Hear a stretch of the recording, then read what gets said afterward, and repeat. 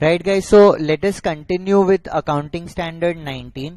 पिछले सेशन में हमने ये समझा कि लीज क्या होता है, कितने प्रकार के लीज होते हैं और फाइनेंस लीज का लेसी के बुक में किस तरह से हमें अकाउंटिंग करना है। Let us quickly recap these 3 concepts और उसके बाद आज के नए सेशन में कंटिन्यू करेंगे। देखो भाई, लीज हमने क्या समझा, लीज एक अरेंजमेंट है जहां पे 2 पार्टीज होगी, एक लेसर दूसरा लेसी। लेसर अपने एसेट को लेसी को यूज करने देगा और इस राइट टू यूज के बदले लेसी एक पीरियोडिकली लीज रेंटल लेसर को पे करेगा। This is how the lease would work. Then we understood के लीज 2 प्रकार के होते हैं, एक फाइनेंस लीज दूसरा operating lease. Basically finance lease क्या होता है, हम इसको लीज बोलते हैं बट सब्सटेंस में ये लीजिंग अरेंजमेंट नहीं है, सब्सटेंस में ये एक फाइनेंसिंग अरेंजमेंट है। तो फाइनेंस लीज हम कब बोलेंगे, फाइनेंस लीज एक ऐसा लीज है जिसमें lessor substantially risk and reward of ownership अपने एसेट का लेसी को ट्रांसफर कर देता है। The lessor substantially transfers the risk and reward of the ownership of the asset to the lessee. तो इसकी जो अकाउंटिंग हम करते हैं वो लीगल फॉर्म से नहीं करते हैं, इसको लीज मान के नहीं करते हैं, इसको एक फाइनेंसिंग अरेंजमेंट मान के हम करते हैं। फिर AS 19 हमें एक डिटेल गाइडेंस देता है कि फाइनेंस लीज हम कब मानेंगे, how to classify the lease into operating lease and finance lease. तो फाइनेंस लीज को डिफाइन किया और बोला कि वो लीज जो फाइनेंस लीज नहीं है उसको आप ऑपरेटिंग लीज मानोगे। 5 इंडिकेटर्स हमें बताएं कि इन 5 में से अगर कोई भी आपका सिचुएशन ट्रिगर करता है तो आप उस लीज को एज फाइनेंस लीज क्लासिफाई करोगे। एक बार इन 5 सिनेरियो को एक बार वापस डिस्कस कर लेते हैं। पहला सिनेरियो यहाँ पे है that the lease transverse the ownership of the asset bye the end of the lease term, मतलब लीज टर्म के अंत तक जो लीज्ड एसेट है उसका ओनरशिप लेसी को ट्रांसफर हो जाएगा।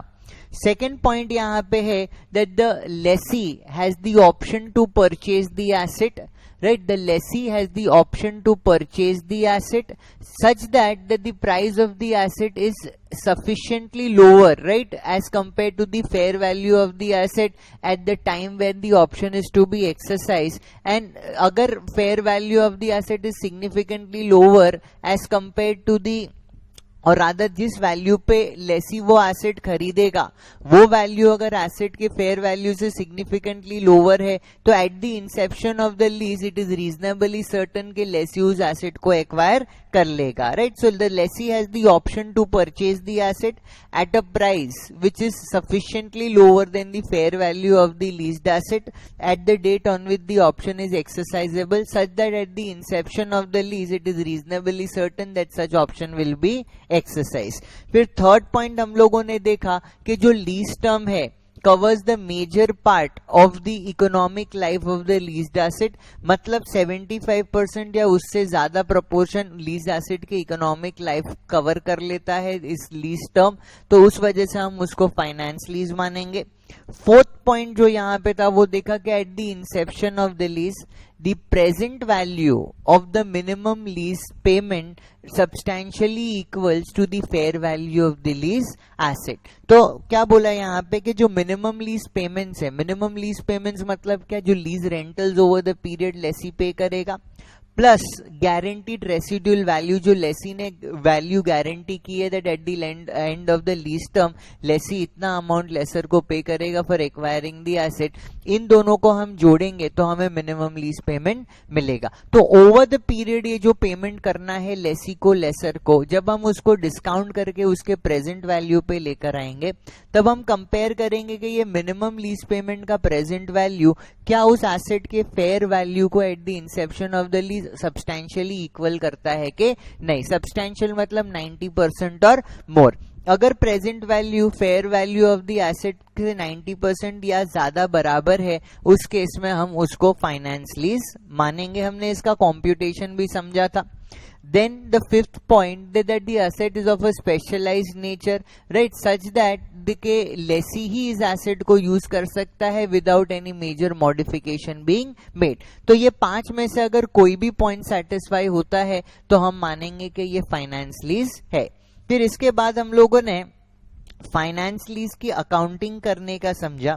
हम लोगों ने देखा कि फाइनेंस लीज कि अकाउंटिंग लेसी अपने बुक्स ऑफ अकाउंट्स में किस तरह से करेगा. What did we understand here was के लेसी इस फाइनेंस लीज को अपने बुक्स ऑफ अकाउंट्स में रिकॉर्ड करेगा, right, as an asset and as a liability. मतलब वो एसेट अकाउंट डेबिट करेगा और लोन या लेसर अकाउंट को क्रेडिट करेगा.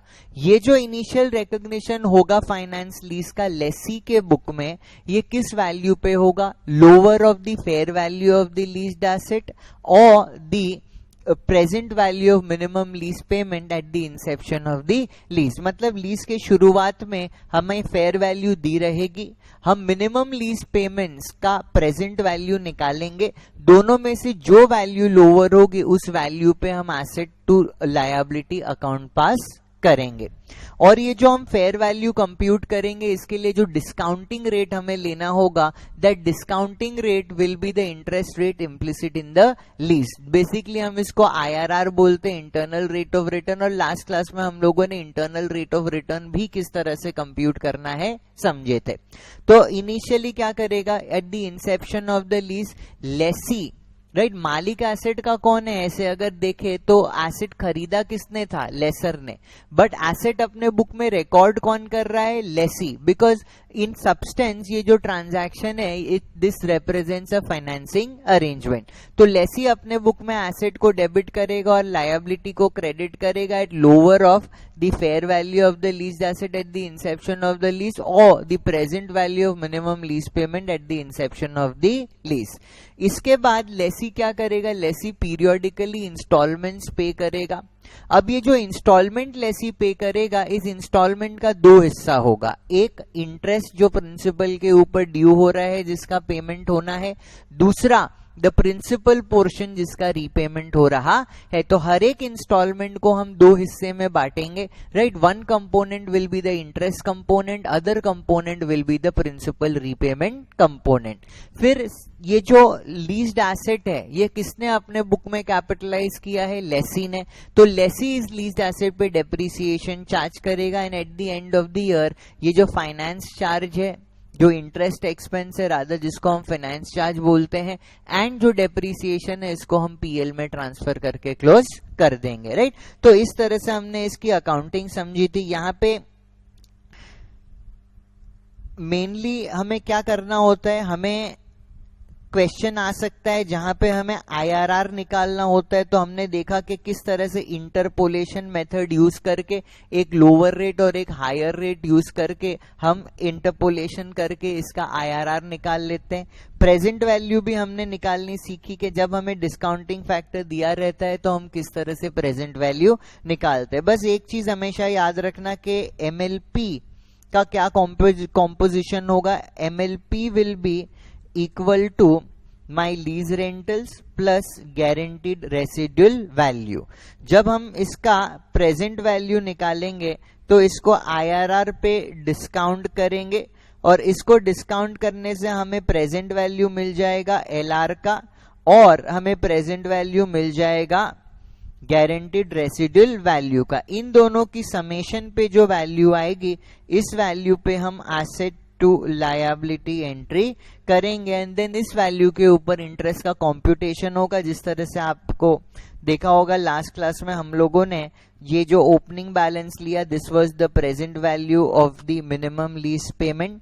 फिर हमने इंस्टॉलमेंट यहाँ पे लिखा और इस वैल्यू के ऊपर जो गिवन रेट ऑफ इंटरेस्ट होता है उससे इंटरेस्ट कंप्यूट करते हैं. इस इंस्टॉलमेंट को दो भाग में बांट देते हैं. दो भाग क्या होंगे? Principal portion and interest portion. और क्लोजिंग बैलेंस सिमिलरली डिमिश होते रहेगा. So this is what we understood in the previous class. खाली अकाउंटिंग एंट्री एक बार वापस मैं रिपीट कर देता हूं.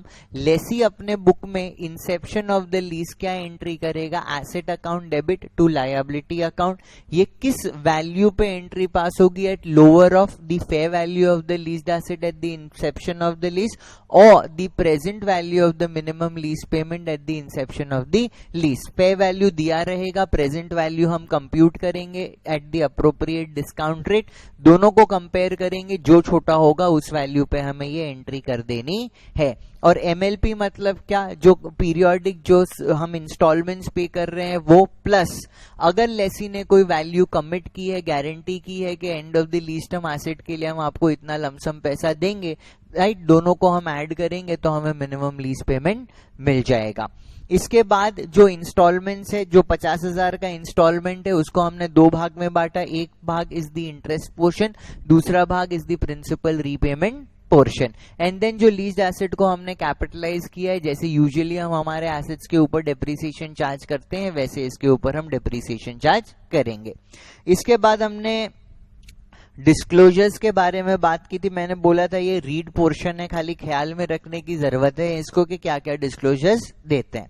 अभी नेक्स्ट इसके बाद हम चलेंगे, राइट, फिनेंस लीज की लेसर के बुक में क्या ट्रीटमेंट होगा, right, what treatment will be made in the books of the laser.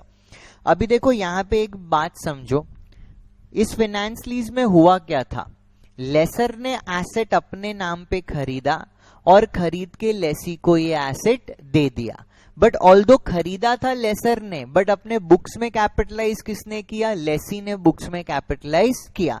तो एसेट किसने रिकॉर्ड किया है, एसेट रिकॉर्ड किया है, राइट, लेसी ने अपने बुक में, मतलब लेसर को एसेट रिकॉर्ड करने की जरूरत नहीं है।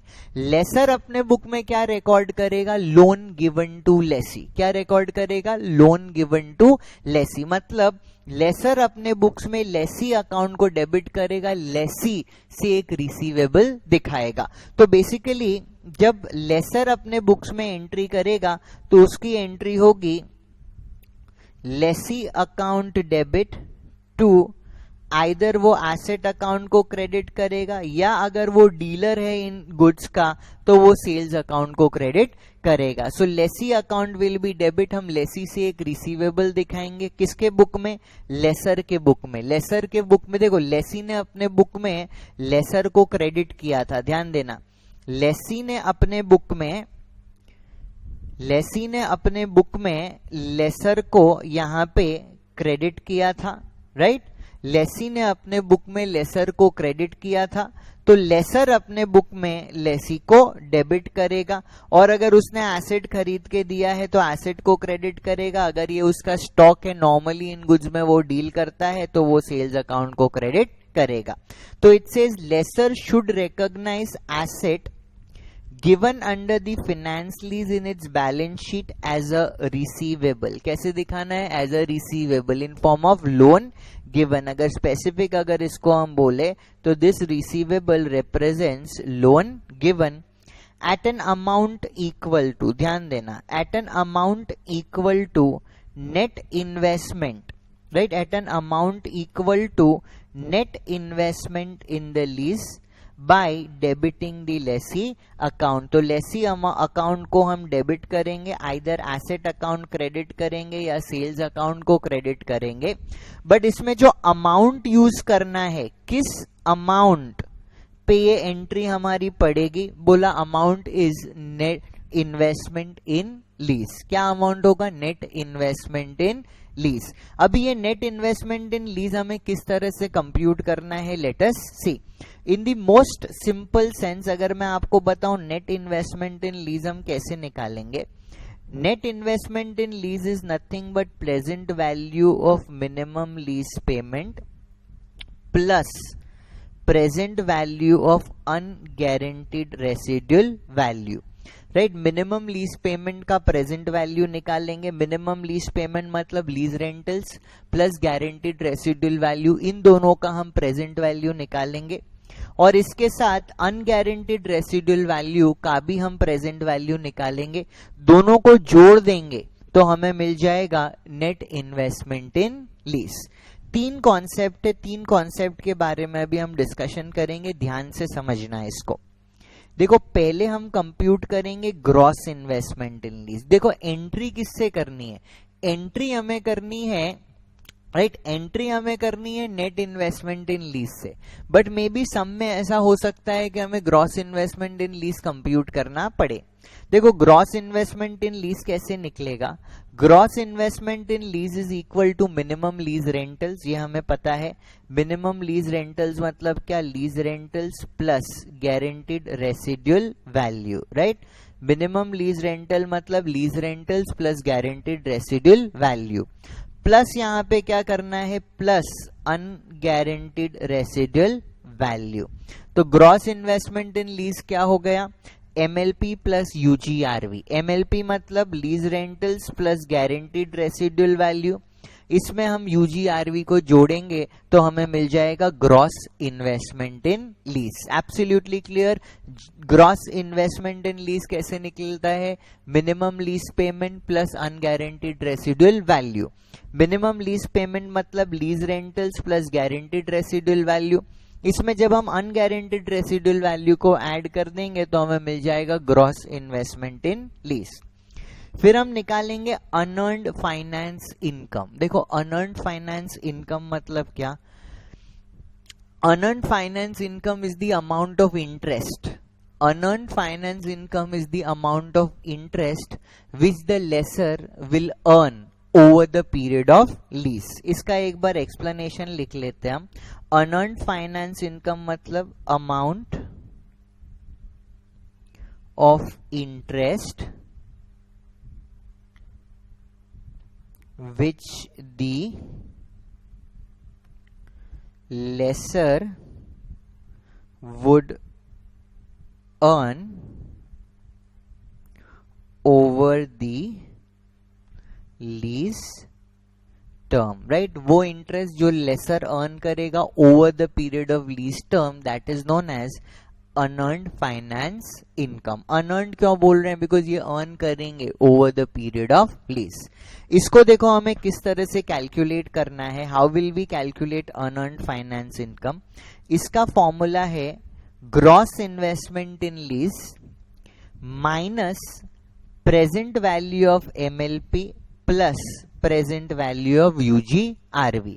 तो इस फॉर्मूला को थोड़ा सा अगर और एक्सपैंड करूंगा ना तो एकदम क्लियरली समझ आएगा what we are trying to do.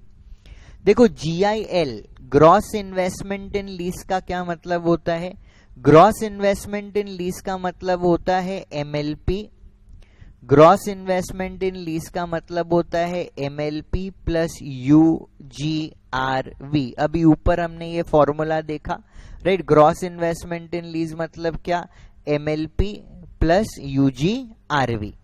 इसमें से हम माइनस क्या कर रहे हैं, इसमें से हम माइनस कर रहे हैं present value of MLP plus present value of UGRV। मतलब ये जो फ्यूचर वैल्यू है और ये जो प्रेजेंट वैल्यू है दोनों का डिफरेंस। तो ये जो फ्यूचर वैल्यू और ये जो प्रेजेंट वैल्यू है इनका डिफरेंस क्या होगा, total interest over the period of lease, right. ये जो फ्यूचर वैल्यू MLP मतलब ओवर द पीरियड हमें कितना इंटरेस्ट मिलेगा और लीज के अंत में कितनी गारंटीड रेसिडुअल वैल्यू मिलेगी, प्लस अनगारंटीड रेसिडुअल वैल्यू मतलब लीज के एंड पे कितनी अनगारंटीड रेसिडुअल वैल्यू है। सो this is the amount recoverable over the period of the lease. और इस अमाउंट का जब हम प्रेजेंट वैल्यू निकाल के इसमें से हटा देंगे तो डिफरेंस क्या मिलेगा, the interest which is been accrued on this particular amount।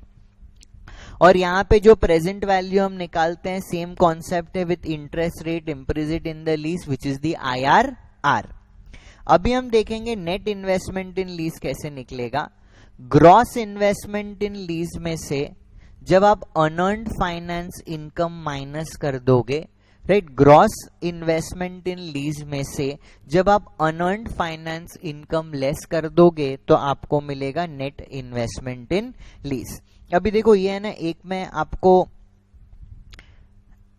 Mathematically solve करके बताता हूं, राइट, तो क्लियरली समझ में आएगा कि ये जो नेट इन्वेस्टमेंट इन लीज है ना एक्चुअल में किस तरह से होल्ड करता है। देखो ध्यान दो, मैं तीनों फॉर्मूला एक बार लिख रहा हूं। सिंस मैं तीनों फॉर्मूला एक साथ लिखूंगा ना तो आप लोगों को एकदम क्लियरली समझ में आएगा।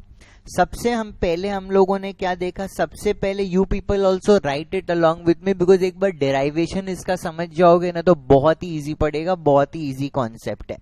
देखो हमने क्या समझा, gross investment in lease is my MLP plus UGRV, right? Gross investment in lease is MLP plus UGRV. And जब हम MLP बोलते हैं, MLP का मतलब क्या? Lease rent plus guaranteed residual value is my MLP plus UGRV, right? This is what we understood by gross investment in lease. Gross investment in lease मतलब MLP plus UGRV, right? Lease rental plus guaranteed residual value plus unguaranteed residual value. फिर हमने बात की unearned finance income की. फिर हमने बात की unearned finance income. unearned finance income कैसे निकलेगा? ग्रॉस इन्वेस्टमेंट इन लीज में से जब हम प्रेजेंट वैल्यू ऑफ MLP और हम present value of UGRV minus करेंगे, राइट, तो हमें मिल जाएगा अनअर्न्ड फाइनेंस इनकम. और in other words what are we saying? Gross investment in lease is my MLP plus UGRV, right. Gross investment in lease कैसे निकलता है? MLP plus UGRV. देखो ये ऊपर फॉर्मूला है, इसमें से हम माइनस क्या कर रहे हैं? इसमें से हम माइनस कर रहे हैं इन्हीं का प्रेजेंट वैल्यू, राइट. MLP का प्रेजेंट वैल्यू माइनस कर रहे हैं और हम UGRV का प्रेजेंट वैल्यू माइनस कर रहे हैं. सो बेसिकली फ्यूचर वैल्यू और प्रेजेंट वैल्यू का डिफरेंस निकाल रहे हैं, which is basically interest which will accrue over a period of time. इसके बाद हमें निकालना है net investment in lease, right. इसके बाद हमें निकालना है नेट इन्वेस्टमेंट इन लीज. देखो नेट इन्वेस्टमेंट इन लीज का फॉर्मूला क्या बताया गया? फॉर्मूला बताया गया gross investment in lease minus unearned finance income. ठीक है ना? Gross investment in lease minus unearned finance income.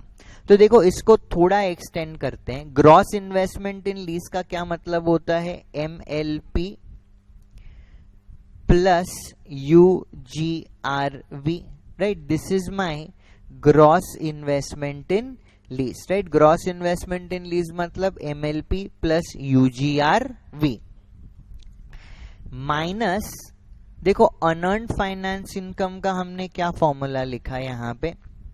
Unearned finance income का फॉर्मूला हमने लिखा, या एक काम करते हैं, एक बार है ना इसको GIL को एक्सपैंड नहीं करते हैं, राइट. ये GIL को एज इट इज एक बार यहां पे रखते हैं. ये जो लाइन है उसको आप लोग एक बार काट दो, राइट. मैं GIL को एज इट इज एक बार रखना चाहता हूं. GIL minus unearned finance income कैसे बनेगा मेरा? GIL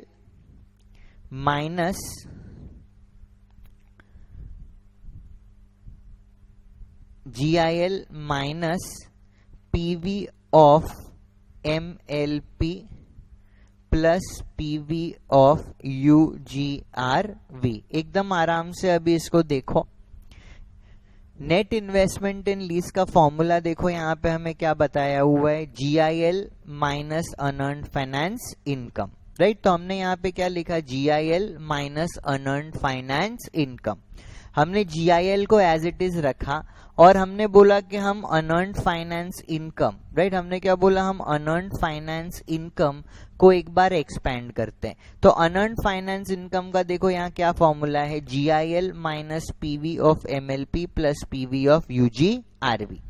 अगर देखो इस ब्रैकेट को हम खोलते हैं, देखो अगर इस ब्रैकेट को हम खोलते हैं तो यहाँ पे GIL माइनस GIL, बिकॉज ये ब्रैकेट खुलेगा ये बाहर आ जाएगा, और माइनस माइनस क्या हो जाएगा? प्लस. प्लस यहाँ पे क्या आ रहा है? PV of MLP plus PV of UGRV. तो इन अदर वर्ड्स देखो यहाँ पे क्या हो रहा है? GIL positive, GIL negative knocked off, and ultimately क्या बचा हमारा? PV of MLP plus PV of UGRV. So basically इससे हम क्या समझते हैं कि gross investment in lease is the future value, मतलब over the period of lease हमें कितना पैसा मिलेगा. Net investment lease is the present value of gross investment in lease. देखो ग्रॉस इन्वेस्टमेंट इन लीज क्या होता है, MLP plus UGRV. Gross investment in lease क्या है, एमएलपी प्लस यूजीआरवी. और नेट इन्वेस्टमेंट इन लीज क्या है, present value of MLP plus UGRV. So net investment in lease is the present value, gross investment in lease is the future value के over the period of lease हमें कितना पैसा मिलेगा. और इन दोनों का डिफरेंस जो है वो अनअर्न्ड फाइनेंस इनकम है, राइट. अनअर्न्ड फाइनेंस इनकम मतलब इंटरेस्ट जो हमें over the period of lease मिलेगा. Are you absolutely clear about this concept? एक बार वापस रिकैप करते हैं. लेसर की बुक्स में क्या अकाउंटिंग करनी है, लेसर के बुक्स में eight the inception of the lease हम एंट्री करेंगे, लेसी से रिसीवेबल दिखाएंगे, लेसी अकाउंट को डेबिट करेंगे, या तो एसेट को क्रेडिट करेंगे या तो सेल्स को क्रेडिट करेंगे, depending upon right what is the scenario. अभी ये जो एंट्री हमें करनी है, ये एंट्री हम किस वैल्यू पे करेंगे, with the value of net investment in lease. Net investment in lease हम किस तरह से निकालेंगे, PV of MLP plus PV of UGRV, right. Net investment in lease किस तरह से निकलेगा, PV of MLP plus PV of UGRV. Absolutely clear about this. और दो कॉन्सेप्ट हमने सीखे. ग्रॉस इन्वेस्टमेंट इन लीज कैसे निकलेगा, MLP plus UGRV, right. MLP plus UGRV. Unearned finance income मतलब interest, amount of interest which will be earned over the period of the lease. ये क्या है, ये जीआईएल और जीआईएल के प्रेजेंट वैल्यू का डिफरेंस है. मतलब GIL is MLP plus UGRV minus PV of MLP and PV of UGRV. मतलब this is the difference between the future value and the present value. और इसमें जो डिस्काउंट रेट प्रेजेंट वैल्यू के लिए use करेंगे that will be the interest rate implicit in the lease. Mostly आपको सब में ये इंटरेस्ट रेट दिया रहेगा. नेट इन्वेस्टमेंट इन लीज ऐसे तो हम समझ गए क्या है, PV of MLP plus PV of UGRV. Formula wise देखे तो GIL में से जब हम unearned income, unearned finance income को माइनस करेंगे, राइट. जीआईएल में से जब हम अनअर्न्ड फाइनेंस इनकम को माइनस करेंगे तब हम लोगों को ये नेट इन्वेस्टमेंट इन लीज मिलेगा. Absolutely clear. ये बस फॉर्मूला है ना, एक बार वापस प्रैक्टिस कर लेना, बहुत ही इजी कॉन्सेप्ट है. ठीक है, एक काम करते हैं, हमारे प्रैक्टिकल एक्सरसाइज में एक सम है जहां पे हमें अनअर्न्ड फाइनेंस इनकम निकालना है. वो सम एक बार कर लेते हैं तो साथ साथ हमारा जो प्रैक्टिस है वो हो जाएगा. अनअर्न्ड फाइनेंस इनकम कैसे निकलेगा, ग्रॉस इन्वेस्टमेंट इन लीज में से आप प्रेजेंट वैल्यू ऑफ एमएलपी और present value of UGRV minus करोगे तो आपको अनअर्न्ड फाइनेंस इनकम मिलेगा. Let's come to the practical exercise. एक बार प्रैक्टिकल एक्सरसाइज में सम नंबर 2 पे आना, राइट. ये सम नंबर 2 में हमें अनअर्न्ड फाइनेंस इनकम निकालना है. We'll see how the calculation will be done. See it says Prakash Limited leased a machine to Badal Limited on the following term. तो Prakash Limited is the lessor, Badal Limited is the lessee. देखो fair value machine का कितना है 48 lakh, lease term कितना है 5 साल, lease rental per annum, right. हर साल 8 लाख रुपए का लीज रेंटल पे करना है. इसका गारंटीड रेसिडुअल वैल्यू कितना है 1.6, एक्सपेक्टेड रेसिडुअल वैल्यू कितना है 3. तो देखो यहाँ पे अनगारंटेड रेसिडुअल वैल्यू निकल जाएगा ना, residual value minus guaranteed residual value. Residual value कितना है 3, गारंटीड कितना है 1.6, मतलब 1.40 is the unguaranteed residual value, right. 1.40 is the unguaranteed residual value. और यहाँ पे IRR हमें दे दिया है 15% एंड 15% के हिसाब से first year, second year, third year, fourth year और फिफ्थ ईयर के हमें डिस्काउंटिंग रेट्स भी दिए गए हैं. What are they asking us to do, they are asking us to compute the unearned finance income. बस फॉर्मूला याद होना चाहिए. अनअर्न्ड फाइनेंस इनकम कैसे निकालना है? Gross investment in lease, gross investment in lease minus present value of MLP, ठीक है, plus present value of UGRV। Absolutely clear.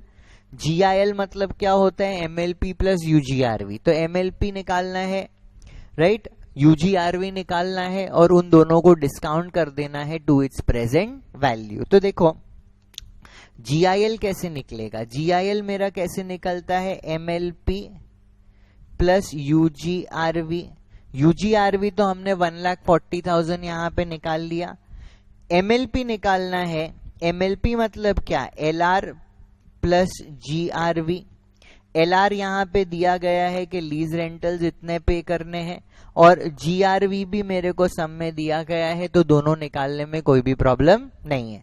चलो इसको साथ में मिलके डॉक्यूमेंट करते हैं एक बार, right, let us document this together.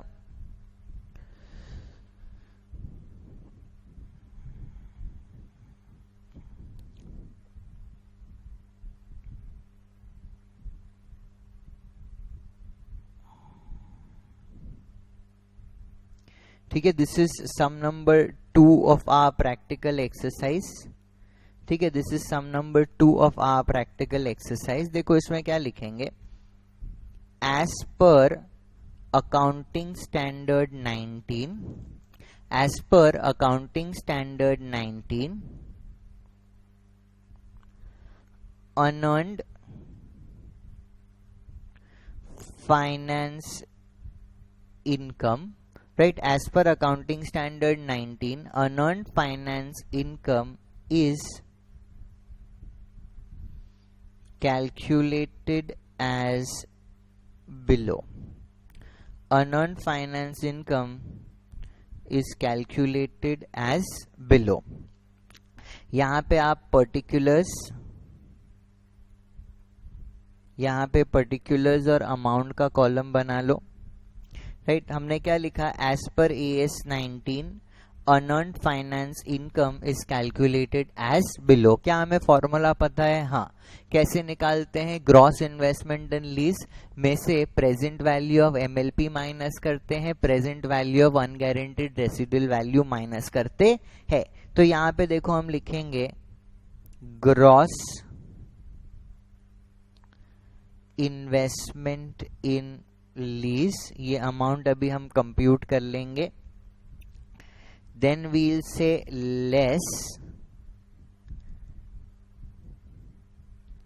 Present value of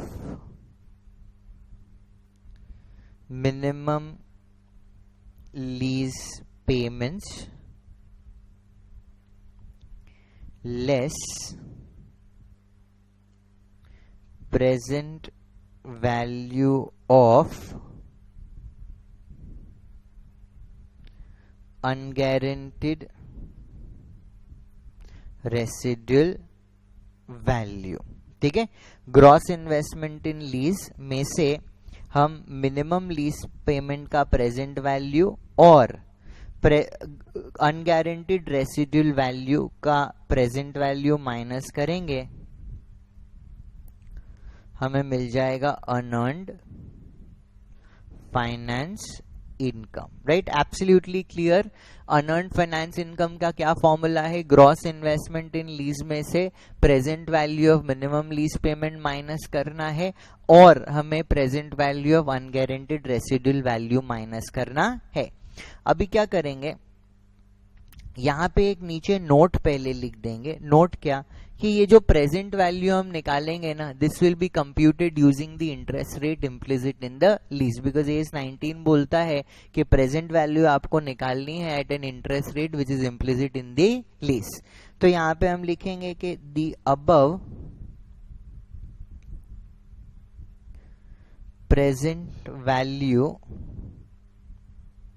have been computed using the interest rate implicit in the lease, और ये सम में हमें दिया हुआ है, राइट। ये जो इंटरेस्ट रेट है ये हमें सम में दिया हुआ है, इसको यूज करके हम प्रेजेंट वैल्यू निकाल रहे हैं। अभी देखो ग्रॉस इन्वेस्टमेंट इन लीज कैसे निकलता है। Gross investment lease is MLP plus UGRV। Gross investment in lease is MLP plus UGRV। तो यहाँ पे व्हील से वर्क नोट 1 और वर्क नोट 1 में जाके हम ग्रॉस इन्वेस्टमेंट इन लीज निकालेंगे। तो यहाँ पे we'll say work note 1, we'll say computation of gross investment in lease, right. We'll say computation of gross investment in lease. यहां पे भी लिखो पर्टिकुलर्स और यहां पे अमाउंट के 2 कॉलम बना लेना, राइट। पर्टिकुलर्स और अमाउंट के 2 कॉलम बना लो। अभी देखो ग्रॉस इन्वेस्टमेंट इन लीज कैसे निकलता है। Minimum lease payment plus unguaranteed residual value. तो हम यहां पे लिखेंगे मिनिमम लीज पेमेंट्स। अभी मिनिमम लीज पेमेंट्स कैसे निकलता है। Minimum lease payments is basically lease payments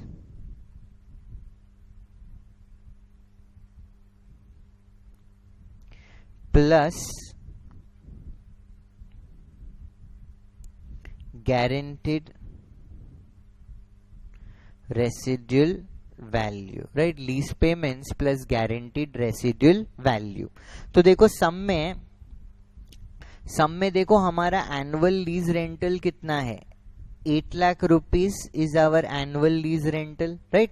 सम में देखो हमारा एनुअल लीज रेंटल कितना दिया गया है। The annual lease rental given in the question is 8 lakh per annum and lease term कितना है 5 साल। सो बेसिकली यहाँ पे 8 lakh into 5 is our lease payments, right। तो 8 lakh into 5 मतलब 40 lakh we will pay as lease rentals over a period of 5 years। guaranteed residual value देखो सम में यहाँ पे कितना दिया गया है हमें। guaranteed residual value सम में हमें 1,60,000 दिया गया है, right। so 41,60,000, right। 41,60,000 is the minimum lease payment। यहां पे हम लिखेंगे ऐड क्या करना है। अनगारंटीड रेसिडुअल वैल्यू, मतलब यहाँ पे सब कुछ ले लेना है। लीज रेंटल जो ओवर द पीरियड मिलेंगे प्लस जो गारंटीड रेसिडुअल वैल्यू है प्लस जो अनगारंटीड रेसिडुअल वैल्यू है। ये हमने कैसे निकाला था। हमने देखा था कि 3 lakh total expected residual value है, उसमें से 1,60,000 जो है वो गारंटीड रेसिडुअल वैल्यू है। तो 1,40,000 is basically unguaranteed residual value. तो देखो हमने क्या कर लिया, हमने MLP में अनगारंटीड रेसिडुअल वैल्यू जोड़ दिया। तो हमें यहाँ पे मिल गया gross investments in lease, right. हमें यहाँ पे मिल गया ग्रॉस इन्वेस्टमेंट इन लीज। ये कितना आया 43 lakh is the gross investment in lease, right. 43 lakh is our gross investment in lease. MLP is lease payments plus guaranteed residual value, MLP plus unguaranteed residual value. Absolutely clear, एकदम clear है ना कि हमने gross investment in lease कैसे निकाला। एकदम straight away numbers दिए हुए हैं सब में, उसको ऐड करके हमें निकाल लेना है। अभी यहाँ पे क्या करेंगे, अभी ग्रॉस इन्वेस्टमेंट इन लीज को यहां पे हम लोग एक बार प्लेस कर देते हैं।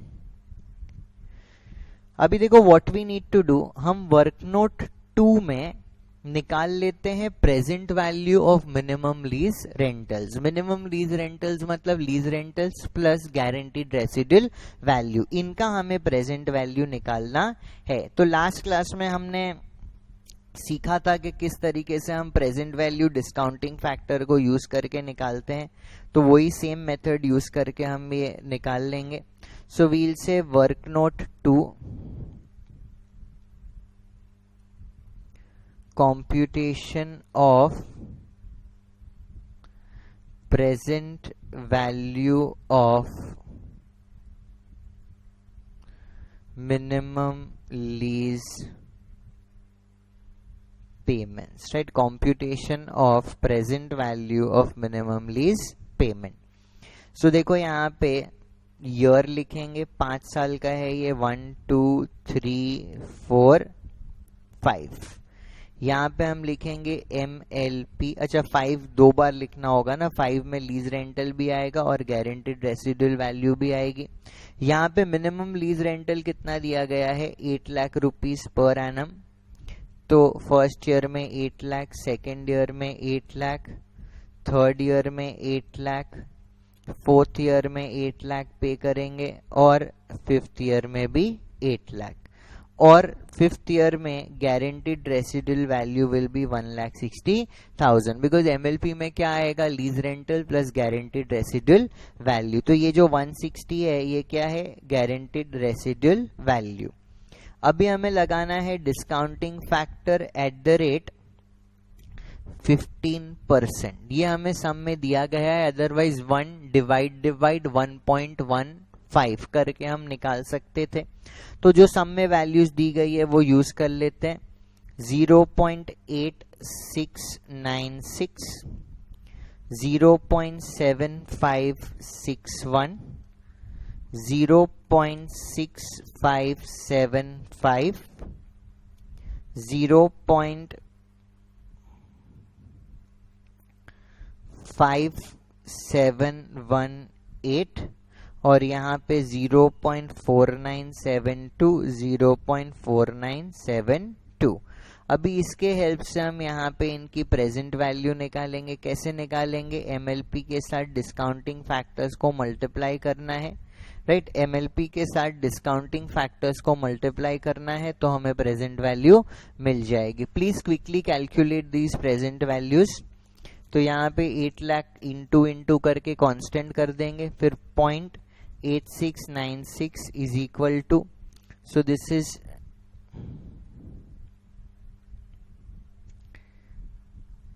695,680, फिर 0.7561, 604,880, फिर 0.6575, this is 526,000, 0.5718, this works out to 457,440, then 0.4972, this works out to 397,760, and finally 1,60,000 into 0.4972, ये मेरा आ गया 79,552. फटाफट इसको टोटल करो और आंसर बताओ कितना आ रहा है.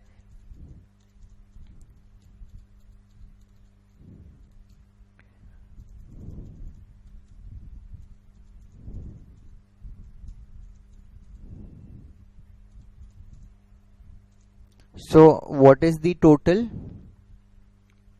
करो जल्दी बताओ कितना, 27 लाख कितना है टोटल, 27,61,312, राइट? सो यहाँ पे 27,61,312, right? So this is the present value of minimum lease payment, right? This is the present value of minimum lease payment. अभी देखो इसमें एक तरकीब बताता हूँ, राइट? लास्ट क्लास में मैंने बोला था एक शॉर्टकट टेक्निक बताऊंगा. प्लीज एक बार सबको इसको कंप्लीट कर लो, फिर मेरी शॉर्टकट टेक्निक देख लो, राइट? बहुत ही इजी है. इतना बड़ा टेबल अगर बनाने का टाइम नहीं है तो 1 मिनट में ये कंप्यूटेशन हम कर सकते हैं. कैसे, समझो एक बार. देखो हमने यहाँ पे 8 लाख को इससे मल्टीप्लाई किया, इससे मल्टीप्लाई किया, इससे मल्टीप्लाई किया, इससे मल्टीप्लाई किया, इससे मल्टीप्लाई किया.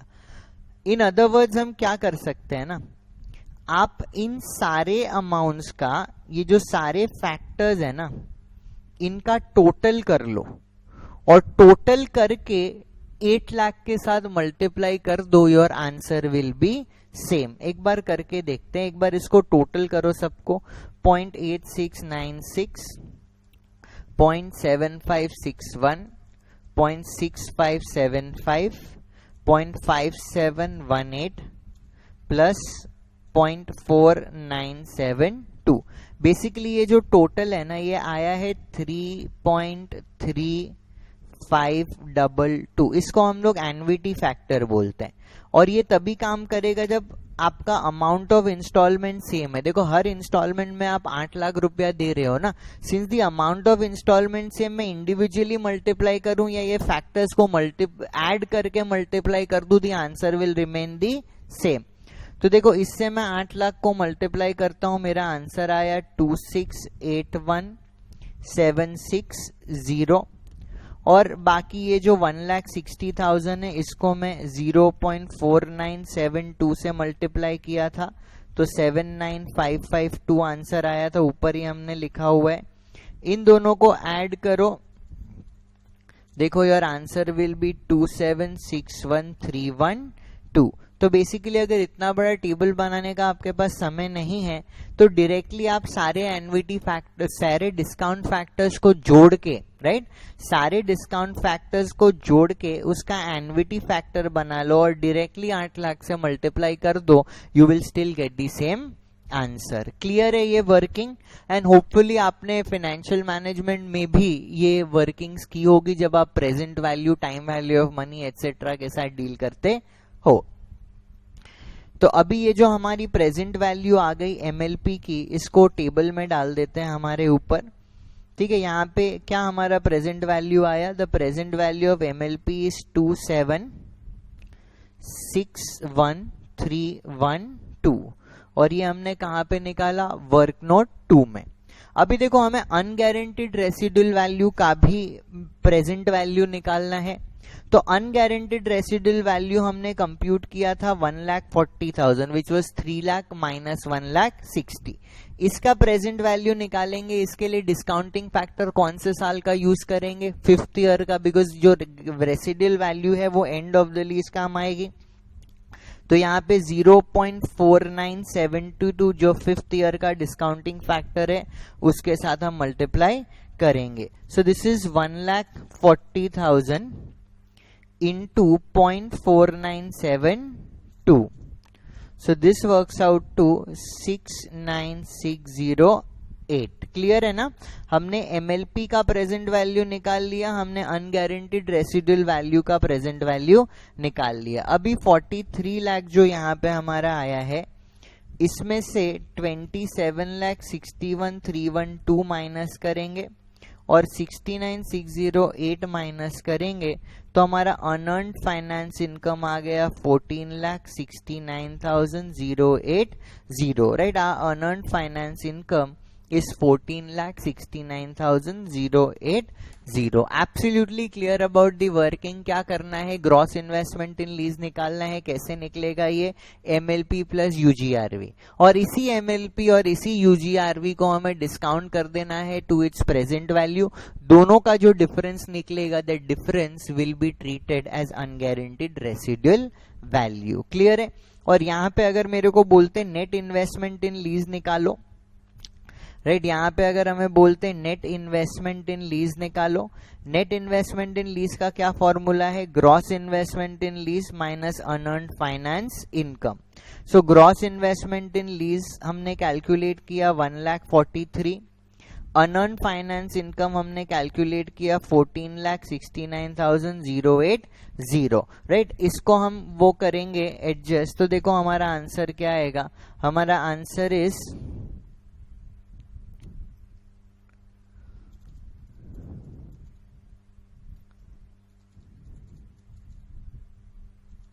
हमारा आंसर इज 28,30,920, राइट।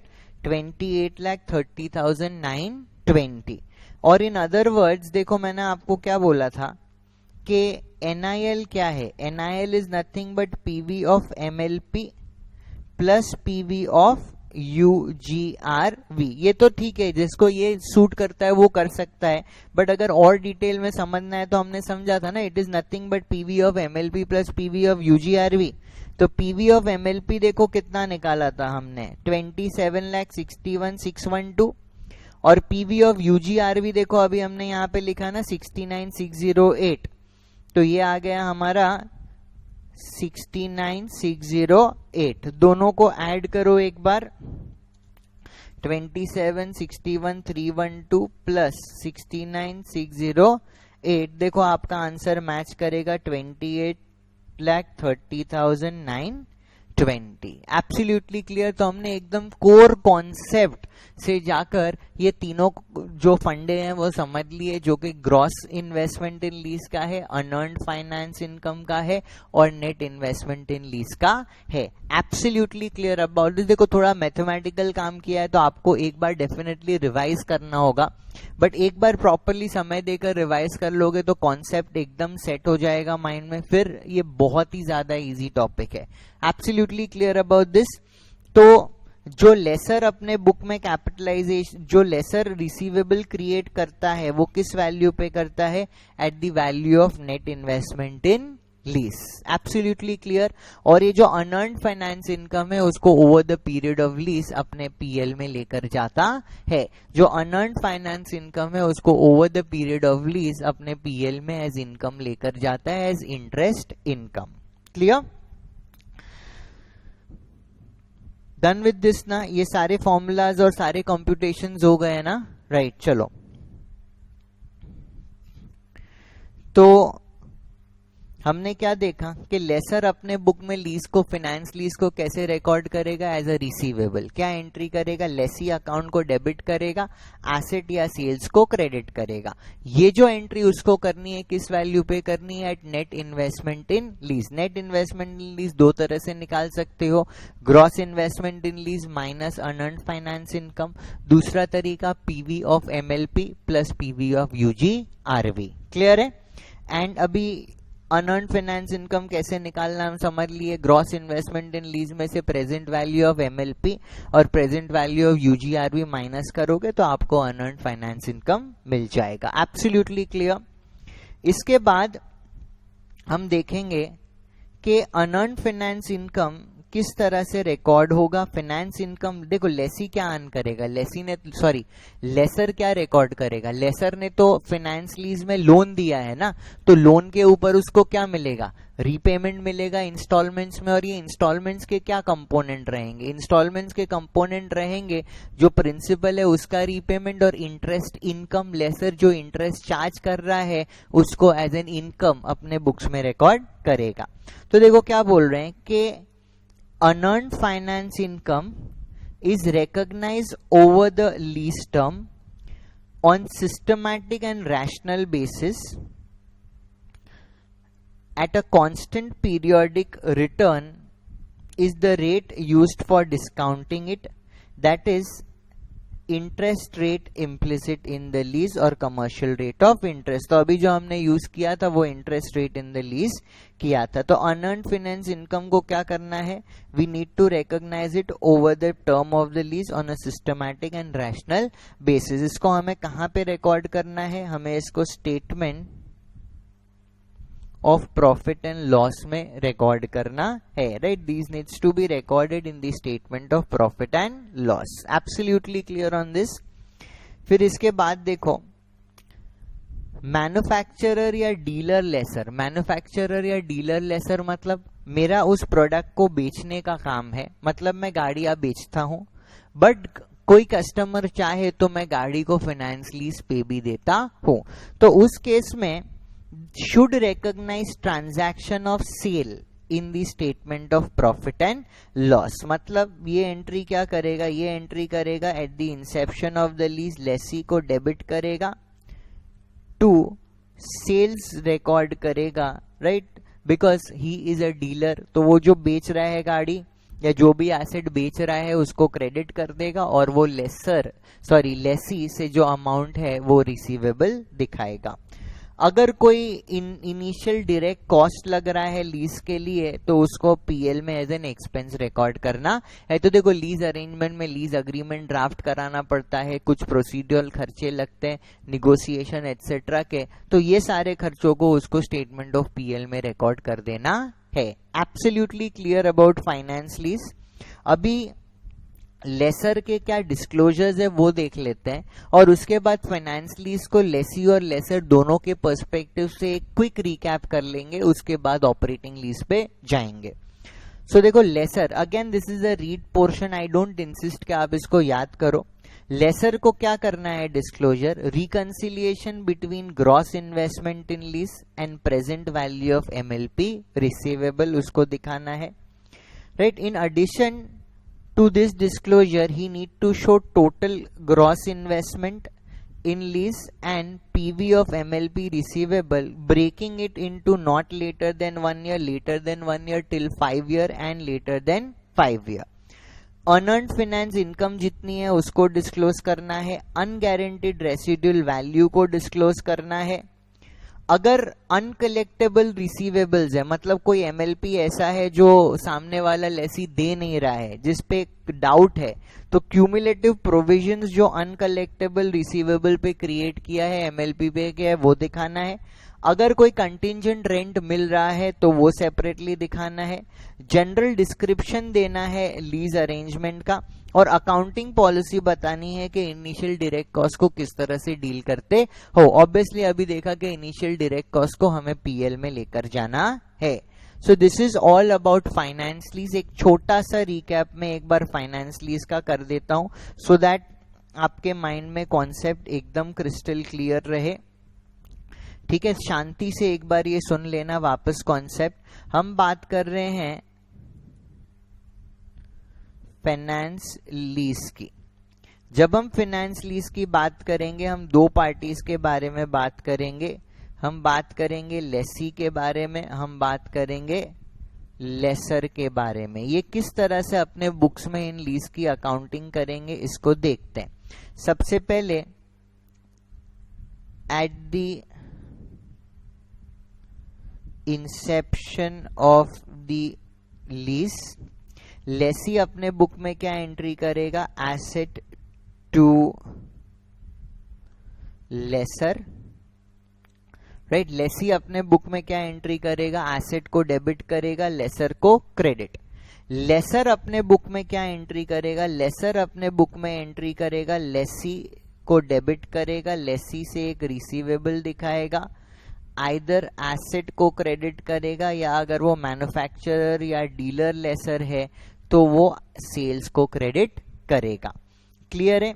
ये जो एंट्री करनी है ये एंट्री लेसी अपने बुक्स में किस वैल्यू पे करेगा, he will do it at lower of, right. ये एंट्री जो करेगा अपने बुक में that will be lower of fair value और present value of minimum lease payment. ये जो एंट्री लेसी अपने बुक में करेगा it will be at lower of fair value और present value of minimum lease payment. ये जो एंट्री लेसर अपने बुक में करेगा he will do it at net investment in lease. किस वैल्यू पे करेगा, he will do it at net investment in lease. ये नेट इन्वेस्टमेंट इन लीज हम किस तरह से निकाल सकते हैं, दो तरह से, gross investment in lease minus unearned finance income, या we can also calculate it as PV of MLP plus PV of UGRV. Absolutely clear. At the inception of the lease दोनों पार्टीज क्या कर रही है, लेसी अपने book में asset to lessor, lessor अपने book में लेसी टू एसेट या सेल्स, ये रिकॉर्ड करेगा at lower of fair value और पीवी ऑफ एमएलपी। ये रिकॉर्ड करेगा at net investment in lease which is GIL minus unearned finance income which is effectively PV of MLP plus PV of UGRV.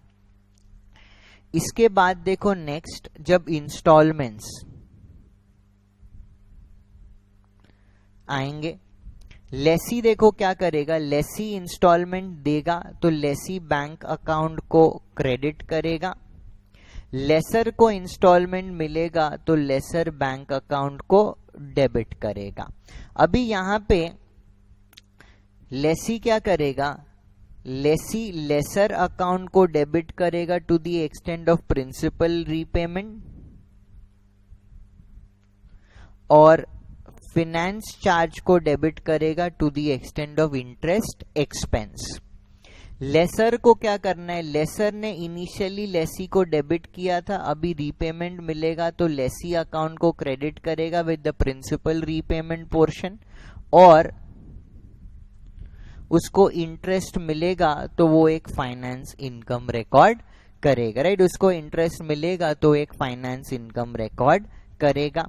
फिर जब depreciation की बात आएगी तो laser को तो डेप्रीसिएशन चार्ज नहीं करना है, एसेट किसके बुक में है, लेसी पे बुक में है, तो लेसी अपने बुक में depreciation to asset entry pass करेगा, राइट। लेसी अपने बुक में depreciation to asset entry pass करेगा। फाइनली लेसी अपने बुक में PL to finance charge to depreciation entry करेगा। लेसर अपने बुक में finance income to PL entry करेगा। Absolutely clear about the comparative flow of entries जो lessee और laser अपने बुक्स में करेंगे। एकदम क्लियर है कि किस तरह से लेसी और लेसर के बुक्स में एंट्री होगी। ये चार्ट को प्लीज ख्याल में रखना, ये चार्ट से तुम्हारा लीज का 1 मिनट में रिवीजन हो जाएगा। और ये जो फाइनेंस इनकम निकली है यहाँ पे, ये फाइनेंस इनकम हम किस तरह से निकालेंगे, ये जो हमने अनअर्न्ड फाइनेंस इनकम निकाली, जिस तरीके से हम लोगों ने सीखा था ना कि इंटरेस्ट एक्सपेंस को, जो इंस्टॉलमेंट 50,000 का था उसको इंटरेस्ट और प्रिंसिपल पोर्शन में बांटा, सेम तरीके से जो अनअर्न्ड फाइनेंस इनकम है उसको हम अपोर्शन करेंगे over the period of the lease. Absolutely clear about the concept. ये फ्लो ऑफ एंट्रीज याद रखोगे तो काम हो जाएगा। क्विकली कॉपी दिस, जिसका कॉपी नहीं हुआ है वो फटाफट इसको कॉपी कर लो so that we can move ahead with the operating lease.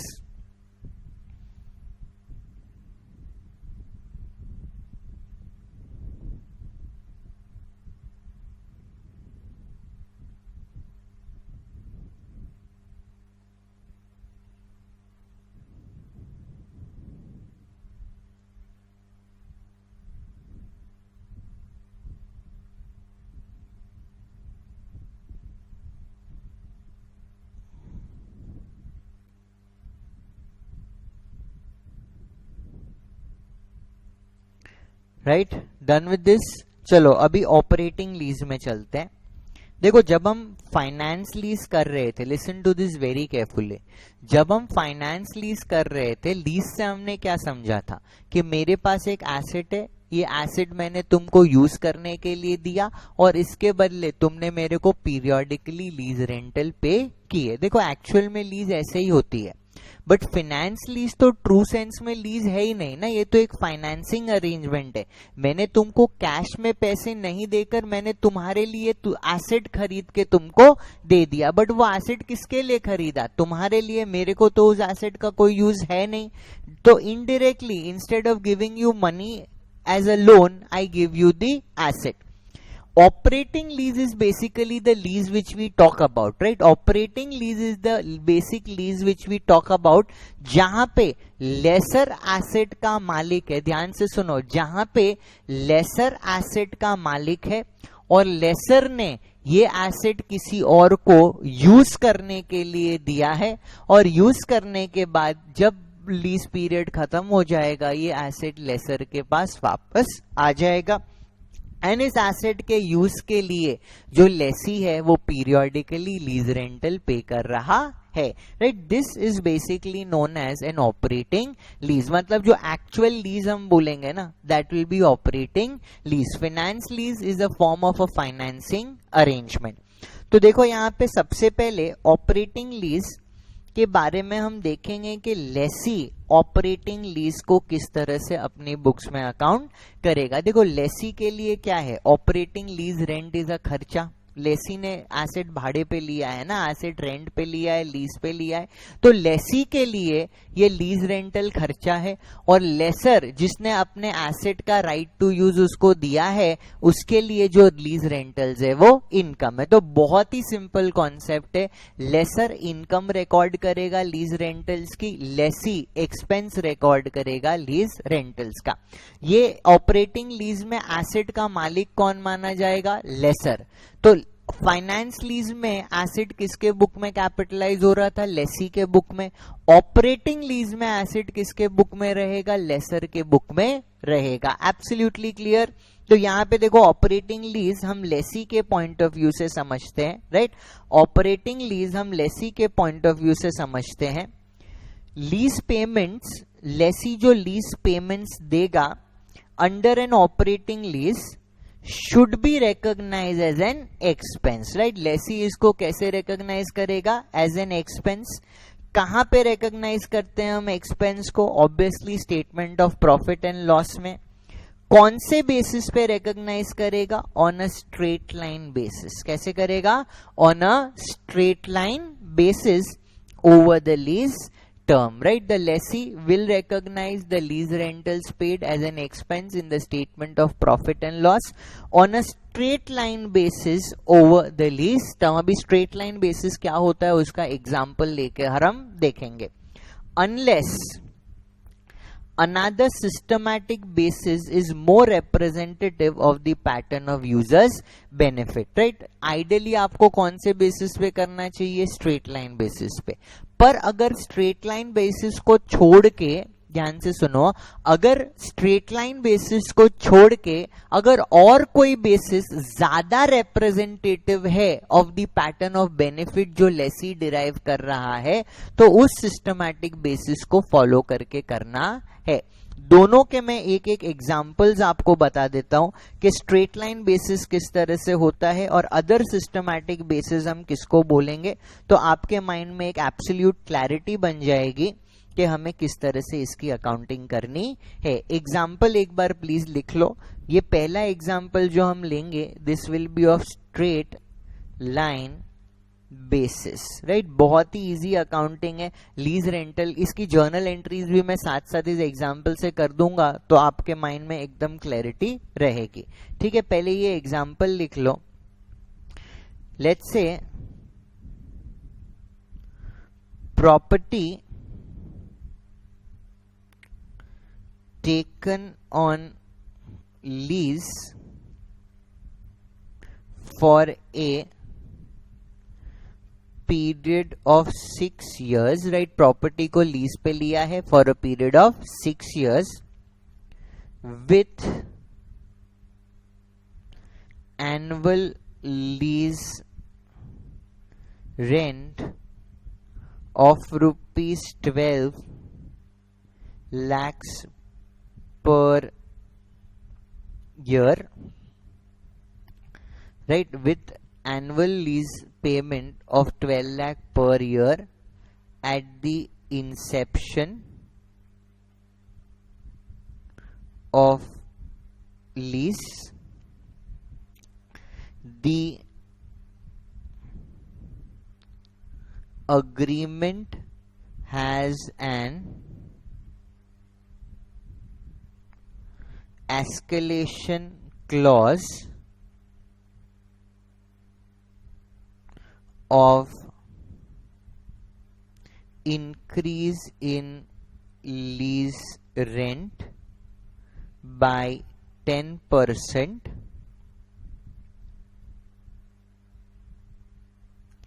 every 2 years। तो देखो यहाँ पे क्या अरेंजमेंट है। यहाँ पे अरेंजमेंट है कि एक प्रॉपर्टी लीज पे ली है, इसका इनिशियल लीज रेंट जो है वो 12 लाख रुपया है, और ये लीज रेंट हर 2 साल के बाद 10% से इंक्रीज होगा, राइट? ये जो लीज रेंट है हर 2 साल के बाद 10% से इंक्रीज होगा। सो देखो ये लीज रेंटल किस पैटर्न से बिहेव करेगा। यहाँ पे हम लिखेंगे year 1, year 2, year 3, year 4, year 5, year 6, और यहाँ पे लिखेंगे हम टोटल के टोटल इतने पीरियड तक, सॉरी टोटल इतना लीज रेंट हमने पे करना है। ठीक है, वापस एक बार सम रिपीट कर देता हूं। Property taken on lease for a period of 6 years with annual lease rent of rupees 12 lakh per year at the inception of the lease. The agreement has an escalation clause, मतलब rent increase होगा। किस rate से increase होगा? 10% every 2 year। यहाँ पे मैं header में लिखता हूं रुपीज इन लैक्स। देखो ईयर 1 में रेंट कितना रहेगा? 2 लाख। ईयर 2 में रेंट कितना रहेगा? 2 लाख। फिर सेकेंड ईयर के बाद थर्ड ईयर में रेंट 10% से बढ़ जाएगा, मतलब 1.2 लाख से बढ़ेगा। फर्स्ट ईयर में 12 लाख, सेकेंड ईयर में 12 lakh. This will become 13,20,000। Fourth year में भी 13,20,000। अभी 13,20,000 से वापस ये 10% बढ़ेगा फिफ्थ ईयर में, तो फिफ्थ ईयर का हो जाएगा 14,52,000। सिक्स्थ ईयर में भी ये जो रेंट होगा वो होगा 14,52,000। तो टोटल जो लीज रेंट हम पे कर रहे हैं over the period of the lease is 79,44,000। अभी देखो ध्यान देना है इस कॉन्सेप्ट पे। पहले 2 साल मैंने 12,000 रुपया इस प्रॉपर्टी के लिए रेंट पे किया। इसके बाद थर्ड और फोर्थ ईयर में मैंने 13.2 पे किया, और फिफ्थ और सिक्स्थ ईयर में मैंने 14,52,000 पे किया। तो क्या प्रॉपर्टी की साइज बढ़ गई या प्रॉपर्टी की मेरे लिए यूटिलिटी बढ़ गई, इस वजह से मैं एक्स्ट्रा रेंट पे कर रहा हूं? नहीं, ऐसा नहीं है। ये एक लीज को डिजाइन किया गया है कि इनिशियली लोअर रेंट है and then over the period जैसे जैसे इन्फ्लेशन बढ़ते रहता है वैसे लीज रेंटल्स को बढ़ाया गया है। तो यहां पे हम क्या करेंगे ना, इन लीज रेंटल्स को स्ट्रेट लाइन बेसिस पे रिकॉर्ड करेंगे over the period of the lease. कैसे स्ट्रेट लाइन बेसिस पे हम रिकॉर्ड करेंगे? हम यहां पे लिखेंगे एनुअल लीज एक्सपेंस। देखो 79,44,000 इज अ खर्चा फॉर 6 years, तो इसको डिवाइड बाय 6 कर देंगे कि टोटल हमें इतना पे करना है। अलग अलग साल में अलग अलग अमाउंट है, बट टोटल हमें 79,44,000 पे करना है over the period of 6 years। तो एनुअल हमारा एक्सपेंस कितना आना चाहिए? 13,24,000 should be our per year expense, right, in relation to this lease. अभी हम इसकी जर्नल एंट्रीज करेंगे in the books of lessee journal, right. Lessee के बुक में, राइट, लेसी के बुक में हम देखेंगे कि इसकी किस तरीके से हमें अकाउंटिंग करनी है, राइट। लेसी के बुक में हम देखेंगे कि इसकी हमें किस तरह से अकाउंटिंग करनी है। ध्यान देना, इस अकाउंटिंग में बहुत ही ज्यादा सिंपल अकाउंटिंग है। लेसी लीज रेंट को कैसे रिकॉर्ड करेगा? लेसी लीज रेंट को रिकॉर्ड करेगा as an expense and he will charge it to the statement of PL. So देखो ईयर 1 में किस तरह से अकाउंटिंग होगी, ध्यान देना। Lessee will say lease rent account debit. देखो वो पे कितना कर रहा है ईयर 1 में? 12 लाख, राइट। वो ईयर 1 में पे कितना कर रहा है? 12 लाख। बट फिर भी वो खर्चा कितना दिखाएगा? 13.24, बिकॉज उसको स्ट्रेट लाइन बेसिस पे खर्चे को रिकॉर्ड करना है। स्ट्रेट लाइन बेसिस मतलब जैसे हम डेप्रिसिएशन करते हैं ना, स्ट्रेट लाइन बेसिस पे same amount, constant amount is charges depreciation in each of the year. ऐसे ही जब खर्चे को स्ट्रेट लाइन बेसिस पे करना है तो हर साल इक्वल अमाउंट ऑफ खर्चा हमें चार्ज करना है। बट देखो यहाँ पे हम बैंक में हम पैसा लेसर को कितना देंगे? भले खर्चा हम स्ट्रेट लाइन बेसिस पे रिकॉर्ड करें, बट लेसर को हम पेमेंट कितना करेंगे? 12 लाख, बिकॉज हमने 12 लाख रुपए का उसको कमिटमेंट किया है, राइट। हमने 12 लाख रुपए का उसको कमिटमेंट किया है तो 12 लाख पे करेंगे। तो यहाँ पे जो डिफरेंस आएगा ना उसको हम एक अकाउंट में ट्रांसफर करेंगे which is known as lease equalisation account, right, EQUILISATION, lease equalisation account. इसमें कितना अमाउंट आएगा? 1.24 से हम एक लीज इक्वलाइजेशन क्रिएट कर लेंगे, राइट। 1.24 से हम एक लीज इक्वलाइजेशन क्रिएट कर लेंगे और ईयर 1 के एंड में हम PL to lease rent, right, ये जो लीज रेंट हमने खर्चा रिकॉर्ड किया है उसको PL में ट्रांसफर कर देंगे। और ये जो लीज इक्वलाइजेशन अकाउंट है based on the nature of the balance, right, ये जो लीज इक्वलाइजेशन अकाउंट है based on the nature of the balance, either it will go in current asset और it will go in current liability. ये balance sheet में हमारे रहेगा either under current asset और under current liability, ठीक है। फिर इसके बाद अभी ये देखो करंट में भी रह सकता है, नॉन करंट में भी रह सकता है, बेस्ड ऑन किस टाइम पैटर्न में ये यूटिलाइज होगा, राइट। वो यूटिलाइजेशन पैटर्न डिटरमाइन करेगा कि किस कैटेगरी के अंदर हम इसको क्लासिफाई करेंगे।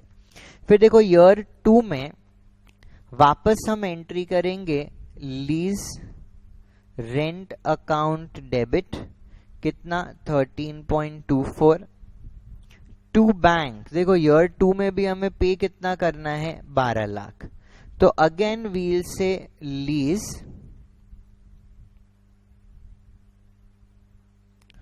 Equalisation account which will be 1.24, right. Year 1 में जो एंट्री की सेम एंट्री हमने ईयर 2 में भी की और ईयर 2 में भी देखो हम क्या करेंगे, PL टू लीज रेंट हम 13.24 को क्लोज कर देंगे बाय ट्रांसफर टू PL। अभी देखो एक चीज नोट करना, एट दिस पॉइंट हमारे लीज इक्वलाइजेशन अकाउंट में, राइट, एट दिस पॉइंट हमारे लीज इक्वलाइजेशन अकाउंट में 2.48, राइट, 2.48 का क्रेडिट बैलेंस जमा हो गया है, राइट। एट दिस पॉइंट हमारे लीज इक्वलाइजेशन अकाउंट में 2.48 का बैलेंस जमा हो गया है। थर्ड ईयर में वापस हम एंट्री करेंगे लीज रेंट अकाउंट डेबिट, कितने से? 13.24 टू बैंक। अभी ध्यान देना थर्ड ईयर ऑनवर्ड्स हमें कितना पे करना है? 13.20 पे करना है। देखो 10% से रेंट बढ़ गया ना थर्ड ईयर और फोर्थ ईयर में 13.20 पे करना है हमें। तो यहाँ पे lease rent to bank 13.20 and जो बैलेंस अमाउंट है वो हमारा lease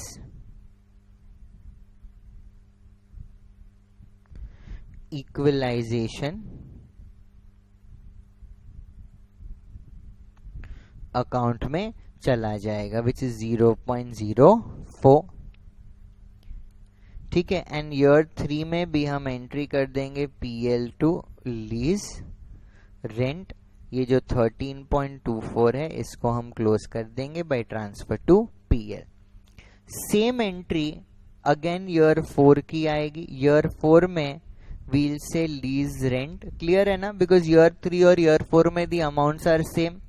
13.24 to bank 13.20 to lease equalisation account 0.04। Absolutely clear about entries in each of these year, right. हर साल हम लीज रेंट को खर्चा मान रहे हैं, राइट, बैंक से पे कर रहे हैं और खर्चे और एक्चुअल पेमेंट के बीच का डिफरेंस हम लीज इक्वलाइजेशन अकाउंट में ट्रांसफर कर दे रहे हैं और PL में 13.24 हमने ट्रांसफर कर दिया।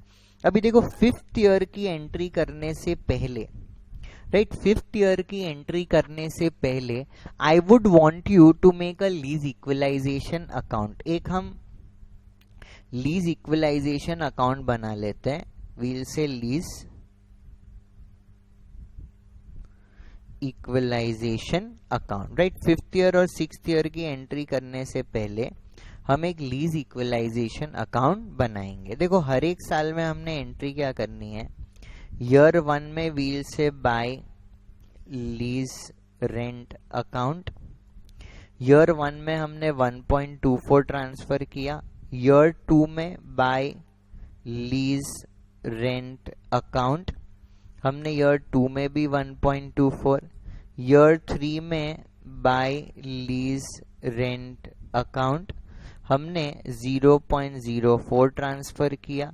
और ईयर 4 में भी आप देखोगे कि हमने लीज रेंट अकाउंट यहाँ पे लिखेंगे और 0.04।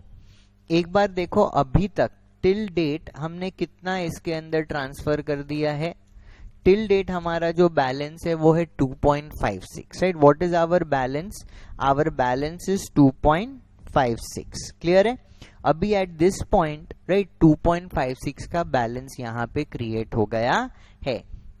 Absolutely clear about the lease equalisation account. हर साल हमने लीज इक्वलाइजेशन को क्रेडिट किया, तो हर साल का जो क्रेडिट अमाउंट है वो हमने लीज इक्वलाइजेशन अकाउंट में पार्क कर दिया। अभी हम क्या करेंगे? अभी हम ईयर 5 की एंट्री करेंगे। देखो ध्यान देना, ईयर 5 में देखो हम क्या एंट्री करेंगे।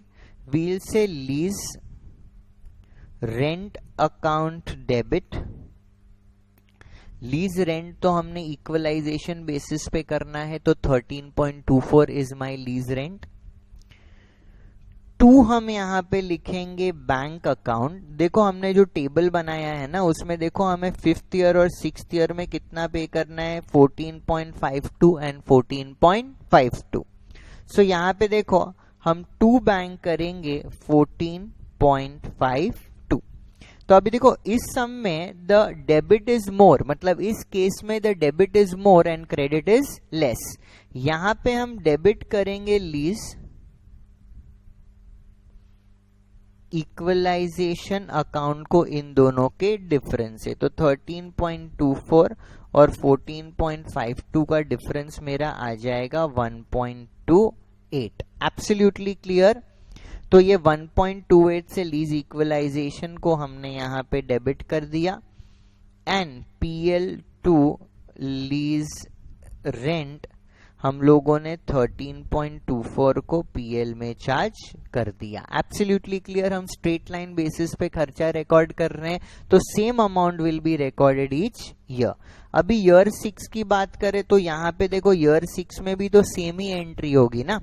हम यहाँ पे लीज रेंट को जो डेबिट करेंगे ईयर 6 में वो करेंगे 13.24 से, राइट। ईयर 6 में 13.24, बट जो 2 बैंक हम करेंगे वो कितना करेंगे, 14.52। जो डिफरेंस होगा वो मेरा चला जाएगा in lease equalisation account, right. This will be 1.28। कितना आया था? 1.28 ही आया था ना। और जो लीज रेंट है उसको हम ट्रांसफर कर देंगे PL में, तो we'll say PL to lease rent, right. We'll say PL to lease rent which is 13.24। Absolutely clear about the flow of entries over the period of the lease. अभी देखो एक चीज देखो, यहाँ पे हमने लीज रेंट को 2 बार डेबिट किया है, right. Once please get done with the entry, right. Once please get done with the entry, उसके बाद हम बात करते हैं। देखो यहाँ पे हमने क्या किया है ना, हमने यहाँ पे लीज इक्वलाइजेशन को इन दोनों एंट्री में, मतलब 5th ईयर में और 6th ईयर में हमने डेबिट किया है। तो हम क्या करेंगे, यहाँ पे हम इस अकाउंट में जाएंगे। ईयर 5 में हम लिखेंगे 2 बैंक, कितना आया था 1.28। ईयर 6 में भी हम लिखेंगे 2 बैंक, कितना आया था 1.28। अभी दोनों का टोटल करो, ये टोटल 2.56, ये भी टोटल हमारा आएगा 2.56। मतलब ये जो लीज इक्वलाइजेशन अकाउंट है ना, ये एक टेम्पररी नेचर का अकाउंट है। इनिशियली इसमें एक बैलेंस क्रिएट होगी, बिकॉज इनिशियली जो हम रेंट पे करेंगे वो कम रहेगा as compare to the equalise charge, but subsequently जो हम रेंट पे करेंगे वो ज्यादा रहेगा as compare to the equalisation charge. तो इनिशियली ये जो लीज इक्वलाइजेशन है वो क्रेडिट बैलेंस से क्रिएट होगा, subsequently by the end of the lease ये पूरा अकाउंट का जो अमाउंट है वो रिवर्स हो जाएगा। तो ये जब तक लीज की एंट्री चलेगी तब तक ये लीज इक्विलाइजेशन अकाउंट रहेगा। जैसे ही आपकी लीज की अकाउंटिंग खत्म होगी, राइट, ये जो लीज इक्वलाइजेशन अकाउंट है ये ऑटोमेटिकली डेबिट क्रेडिट इक्वल होके स्क्वायर ऑफ हो जाएगा। Are you absolutely clear about हम स्ट्रेट लाइन बेसिस पे जो खर्चा रिकॉर्ड करते हैं वो किस तरह से करते हैं, राइट, और इसकी अकाउंटिंग किस तरह से हमें करनी है। और एक एग्जांपल हम यहाँ पे लेंगे, क्योंकि हमने देखो क्या बोला, हमने यहाँ पे ये बोला बात कि आइदर तो आप स्ट्रेट लाइन बेसिस पे करो, बट अगर आपको और कोई सही सिस्टमैटिक मेथड लगता है based on how you have designed your lease, right, अगर आपको और कोई सिस्टमैटिक मेथड ज्यादा सही लगता है based on the pattern in which you are deriving the benefit from the lease, तो फिर वो सिस्टमैटिक मेथड को फॉलो करके आपको अपनी अकाउंटिंग करनी चाहिए। एक एग्जाम्पल लेते हैं, let us take an example, let's say a machinery is taken on lease, lease rent payable as under year 1, जो लीज रेंट पे करेंगे इज 25,000, ईयर 2 जो लीज रेंट पे करेंगे इज ₹45,000 एंड ईयर 3 जो lease rent pay करेंगे let us से it is 50,000। ठीक है, तो 3 साल के लिए हमने ये मशीनरी लीज पे ली है।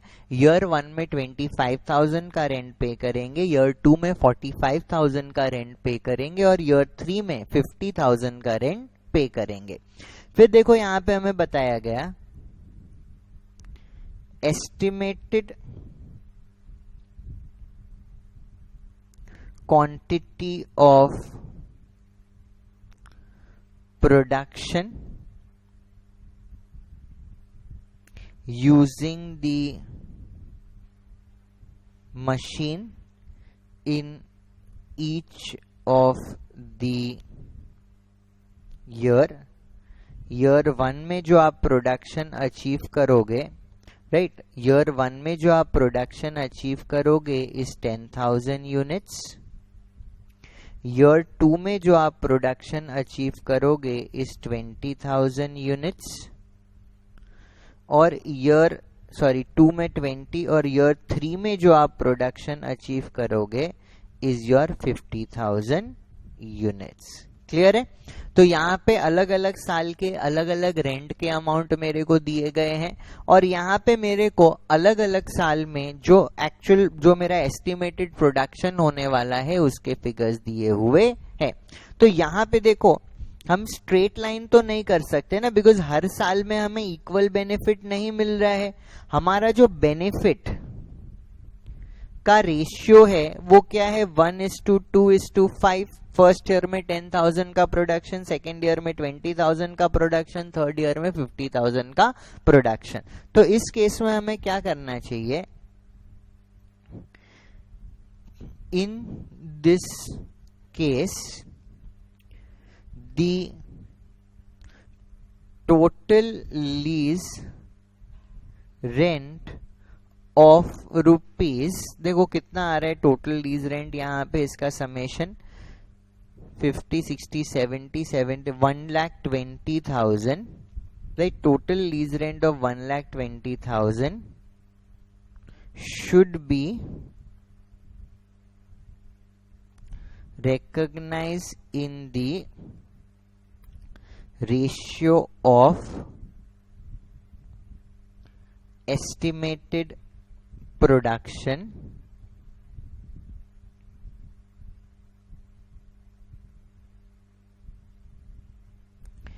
in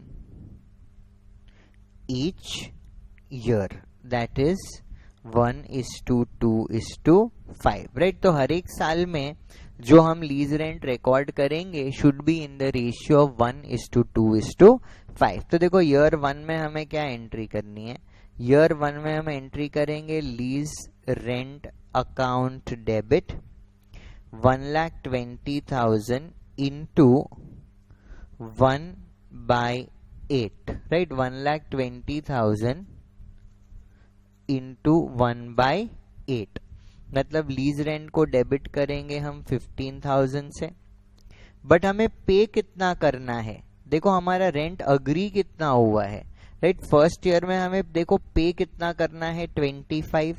तो जो बैंक से हमारा पैसा जाएगा, राइट, जो बैंक से हमारा पैसा जाएगा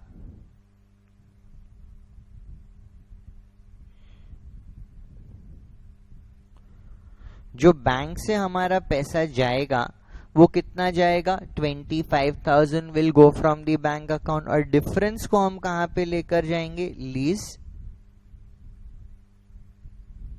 इक्विलाइजेशन। लीज इक्विलाइजेशन में 10,000 का डेबिट बैलेंस क्रिएट हो जाएगा in the first year. Clear है? फिर देखो ईयर 2 में, अभी पीएल की ट्रांसफर की एंट्री में नहीं कर रहा हूं, ईयर 2 में देखो हम क्या करेंगे, वापस हम लीज रेंट अकाउंट को डेबिट करेंगे, ये 1,20,000 इंटू कितना 2/8, राइट, 1,20,000 इंटू 2/8 मतलब ये 30,000 आ जाएगा। टू बैंक अगर हम यहाँ पे देखें तो देखो टू बैंक से पेमेंट कितना होगा, 45,000 का पेमेंट होगा बैंक से, सो टू बैंक हम लिखेंगे यहाँ पे 45,000। तो सेकेंड ईयर में भी लीज इक्विलाइजेशन क्रिएट हो जाएगा, बैलेंसिंग फिगर कितना 15। अभी देखो ये 2 साल मिलके, राइट, अभी ये 2 साल मिलके मेरा लीज इक्विलाइजेशन कितने का क्रिएट हो गया है, 10 + 15 25, ये ईयर 2 है, सॉरी। ये ईयर 3 में again we will make an entry which will be lease rent account debit, right, year 3 में again we will make an entry lease rent account debit, this will be 1,20,000 into 5/8, so 1,20,000 divided by 8 into 5। इस साल का हम जो lease rent record करेंगे हमारे benefit के pattern के हिसाब से इज 75,000। टू बैंक, देखो थर्ड ईयर का सम में देखो कितना पेमेंट बताया गया है, थर्ड ईयर में we are making a payment of 50,000, right, third year में we are making a payment of 50,000। तो यहाँ पे टू बैंक कितना होगा, 50,000 होगा टू बैंक। डिफरेंस कहां पे जाएगा, टू लीज इक्विलाइजेशन अकाउंट, ये लीज इक्विलाइजेशन कितना आ गया, 25,000 will be the amount to be transferred to lease equalisation account. Absolutely clear on this. तो देखो यहाँ पे 2 साल में डेबिट क्रिएट हुआ, हाँ, 10 और 15, 25 का डेबिट, और यहाँ पे थर्ड ईयर में 25 का क्रेडिट, तो ये lease equalisation account square off हो गया। एज ऑलरेडी टोल्ड यू कि lease equalisation amount will be generated in the initial year and it will be squared off by the end of the lease term. तो either आपको straight line basis पे करना है अगर आपका benefit का pattern straight line basis पे, but अगर कोई और पैटर्न में आपको ऑपरेटिंग लीज से बेनिफिट अगर डिराइव हो रहा है और उस बेनिफिट का पैटर्न अगर आपको क्वेश्चन में दिया गया है तो उस बेनिफिट के पैटर्न में आप अपने लीज रेंटल्स को रिकॉर्ड करोगे। Absolutely clear about operating lease, बहुत ही सिंपल है। लेसी को क्या करना है, लीज रेंट एज खर्चा दिखाना है और बैंक के थ्रू पेमेंट करना है। स्ट्रेट लाइन करे या किसी सिस्टमैटिक बेसिस पे करे, ये खर्चा और बैंक की एंट्री के बीच में, राइट, खर्चा और बैंक की एंट्री के बीच में जो भी डिफरेंस है, ये डिफरेंस कहां पे जाएगा, लीज इक्विलाइजेशन अकाउंट में। Lease equalisation account based on the nature of the balance, debit या क्रेडिट, करंट या नॉन करंट एसेट, करंट या नॉन करंट लायबिलिटी में बैठेगा in our balance sheet, and by the end of the lease term your lease equalization account will get squared off. Absolutely clear about treatment of operating lease in the books of the lessee. बहुत ही simple है, expense account debit to bank and then PL account debit to the lease rent account. Clear है एकदम. और जो differential है वो lease equalization के साथ आप cover करोगे. Again this is a read portion के lessee को क्या disclosure करना है. Total future minimum lease payments which the lessee needs to pay on the operating lease, dividing it between not later than 1 year, मतलब next 1 साल में कितना, 1 साल के beyond but 5 साल तक and beyond 5 years कितना पे करना है. अगर उसने ये ऑपरेटिंग लीज वाला एसेट सबलीज कर दिया है तो सबलीज पेमेंट कितना मिलेगा वो बताना है. लीज पेमेंट कितना उन्होंने रिकॉर्ड किया है in statement of profit and loss, showing separately what was the minimum lease payment and what was the contingent rent. Sublease payment received receivable which has been recognized in the PL and a general description of lessee's significant lease arrangement के lease के terms and condition क्या है, escalation clause है, let's say renewal का क्या clause है, right? जो हम लोगों ने फिनेंस लीज के अंदर देखा था ना कि लेसी का क्या सिग्निफिकेंट लीज अरेंजमेंट्स दिखाना है, वो सेम डिस्क्लोजर का यहाँ पे रिक्वायरमेंट है. Now next we'll move on with operating lease in the books of the lessor, right? Next we'll move on with treatment of operating lease in the books of the lessor. देखो ध्यान से समझ लो operating lease के case में, right? ध्यान से समझ लो operating lease के केस में एसेट का मालिक कौन है? एसेट का मालिक इज दी लेसर. लेसर ने टेम्पररीली लेसी को ये एसेट यूज करने के लिए दिया है जिसके अगेंस्ट उसको लीज रेंट मिल रहा है.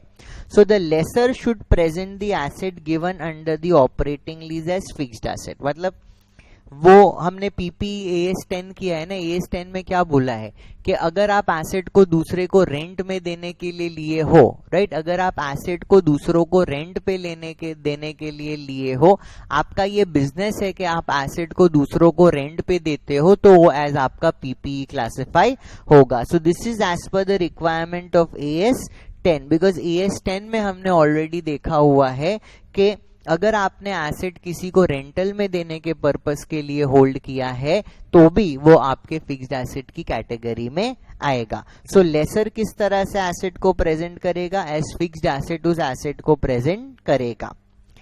लीज इनकम उसको क्या होगी? इनकम, बिकॉज लेसर है ना, मैंने अगर मैं लेसर हूं तो मैंने आपको एसेट दिया है तो उसके बदले मेरे को जो लीज रेंट मिलेगा वो मेरा इनकम माना जाएगा. वो इनकम हम कहां पे रिकॉर्ड करेंगे? स्टेटमेंट ऑफ पीएल में. कौन से बेसिस पे? स्ट्रेट लाइन बेसिस पे. अभी हमने लेसी के पॉइंट ऑफ व्यू से स्ट्रेट लाइन बेसिस समझ लिया, सेम मेथड लेसर के पॉइंट ऑफ व्यू से अप्लाई करेगा. तो जितने का खर्चा लेसी रिकॉर्ड करेगा उतने की ही इनकम लेसर रिकॉर्ड करेगा. जितने का खर्चा लेसी रिकॉर्ड करेगा उतने की ही इनकम लेसर रिकॉर्ड करेगा, राइट? अनलेस अगर कोई और सिस्टमैटिक मेथड है, जो हमारा एग्जाम्पल 2 ये हमारा एग्जाम्पल 1 था, अदर सिस्टमैटिक मेथड हमारा एग्जाम्पल 2 था. तो पीएल में इनकम लेकर जाना है. अभी देखो इस केस में lessor is the owner of the asset और जिसने अपने बुक्स में एसेट रिकॉर्ड किया है, राइट, जिसने अपने बुक में एसेट रिकॉर्ड किया है वो डेप्रिसिएशन चार्ज रिकॉर्ड करेगा. तो लेसर अपने बुक में डेप्रिसिएशन चार्ज रिकॉर्ड करेगा. Absolutely clear accounting treatment. Lessor will treat the asset given under the operating lease as it's fixed asset. The lessor will record an income in form of lease rent. The lessor will charge depreciation on the asset given under operating lease. अभी देखो यहाँ पे ये क्या बोल रहे हैं कि अगर आप मैन्युफैक्चरर या डीलर हो, मतलब आप जो एसेट आपने ऑपरेटिंग लीज में दिया है उसमें यूजुअली आप खरीद बेच करते हो. मतलब ध्यान से सुनो, मेरा टीवी बेचने का काम है. Listen to this example very carefully.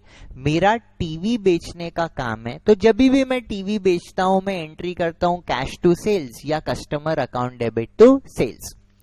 एक आदमी मेरे पास आया, उसने बोला कि भाई टीवी वो खरीदना नहीं चाहता है, टीवी उसको कुछ समय के लिए यूज करना है, इसलिए वो भाड़े में मेरे से ये टीवी लेना चाहता है. तो जब मैं ये इस टीवी को, देखो जब तक मैं इस टीवी को बेच रहा था ये टीवी मेरे किस में था? इन्वेंट्री में था. जब तक मैं इस टीवी को बेच रहा था ये टीवी मेरे बैलेंस शीट में कहां पे क्लासिफाइड था, मेरे इन्वेंट्री में।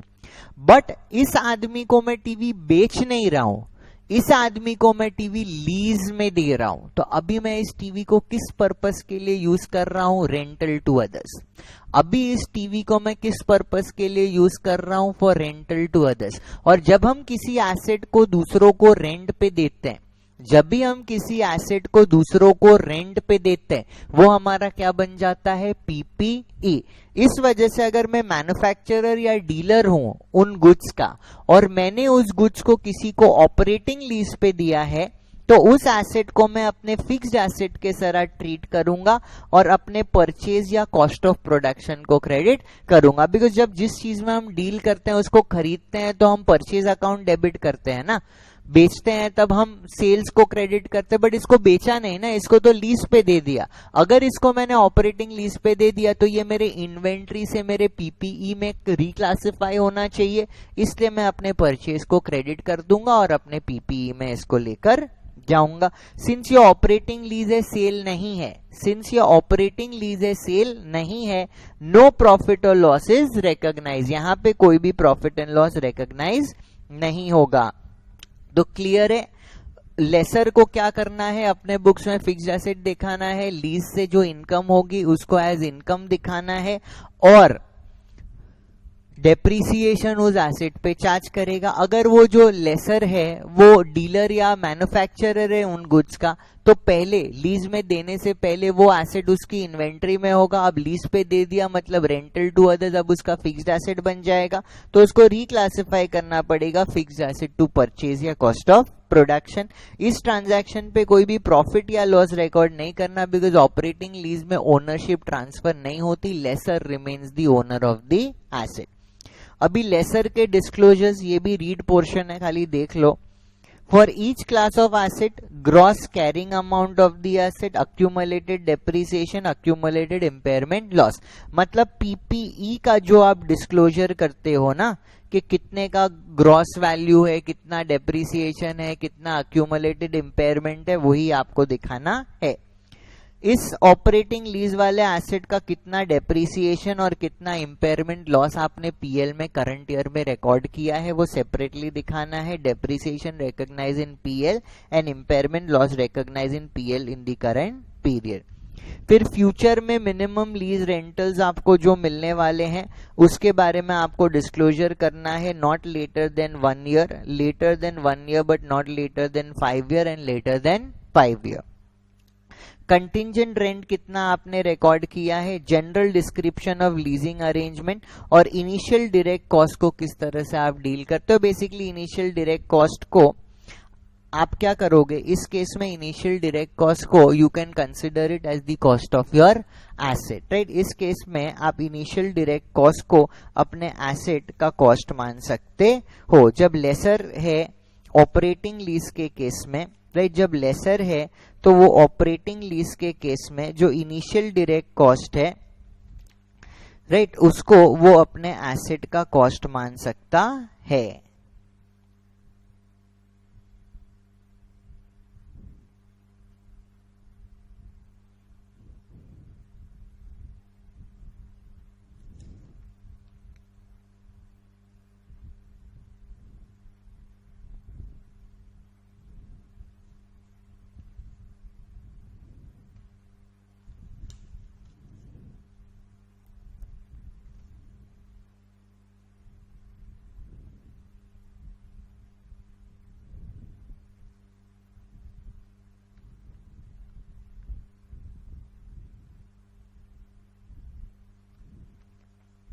क्लियर है। और देखो यहां पे हर एक डिस्क्लोजर्स में, मतलब हमने अभी तक फाइनेंशियल लीज में डिस्क्लोजर देखे लेसी और लेसर का, हमने ऑपरेटिंग लीज में डिस्क्लोजर देखा लेसी और लेसर का, राइट।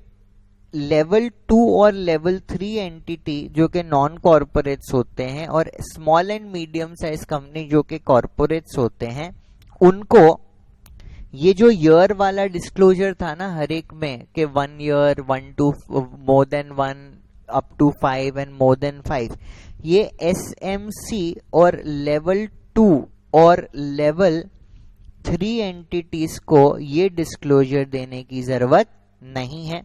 तो बी वाला डिस्क्लोजर नहीं देना है और डी वाला डिस्क्लोजर मतलब general SMC level 2 and level 3 वालों को ये वाला डिस्क्लोजर देने की जरूरत नहीं है, right. These disclosures are not applicable for small and medium size company, right, and these disclosures are not applicable for level 1 and level 2 non corporate entities. Clear है। और ये वाला जो है ना कंसिस्टेंटली हर एक केस में है, राइट। मैं क्या करूंगा ना, एक बार आपको मार्क करा देता हूं, just come to relevant disclosures. तो कौन कौन से डिस्क्लोजर्स एसएमसी और लेवल 1, लेवल 2 और लेवल 3 के लिए एप्लीकेबल नहीं है वो एक बार नोट कर लेते हैं हम। आप एक काम करो, पहले फाइनेंस लीज में लेसी के डिस्क्लोजर पे आ जाओ, right. Finance lease disclosure by lessee, ये सबसे पहला हमने डिस्क्लोजर देखा था, disclosure of finance lease in case of lessee, right, disclosure of finance lease in case of lessee. तो यहां पे फाइनेंस लीज के केस में, फाइनेंस लीज के केस में ये वाला जो डिस्क्लोजर है सी और डी, एसएमसी, सी और डी जो है वो SMC and L2 and L3 के लिए करना जरूरी नहीं है। एंड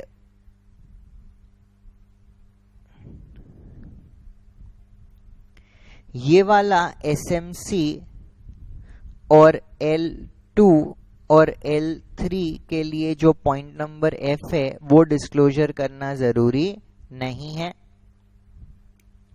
और SMC L2 एंड L3 के लिए ये वाला डिस्क्लोजर भी करना जरूरी नहीं है। मतलब हमने देखा कि फाइनेंस लीज लेसी के पर्सपेक्टिव से पॉइंट नंबर सी और डी इन्हें नहीं डिस्क्लोज करना है, पॉइंट नंबर एफ और पॉइंट नंबर जी इनको डिस्क्लोज नहीं करना है। अभी हम फाइनेंस लीज लेसर के डिस्क्लोजर पे आ जाते हैं। फाइनेंस लीज लेसर के डिस्क्लोजर पे हम आ जाते हैं, राइट। फाइनेंस लीज लेसर के डिस्क्लोजर पे आ जाओ।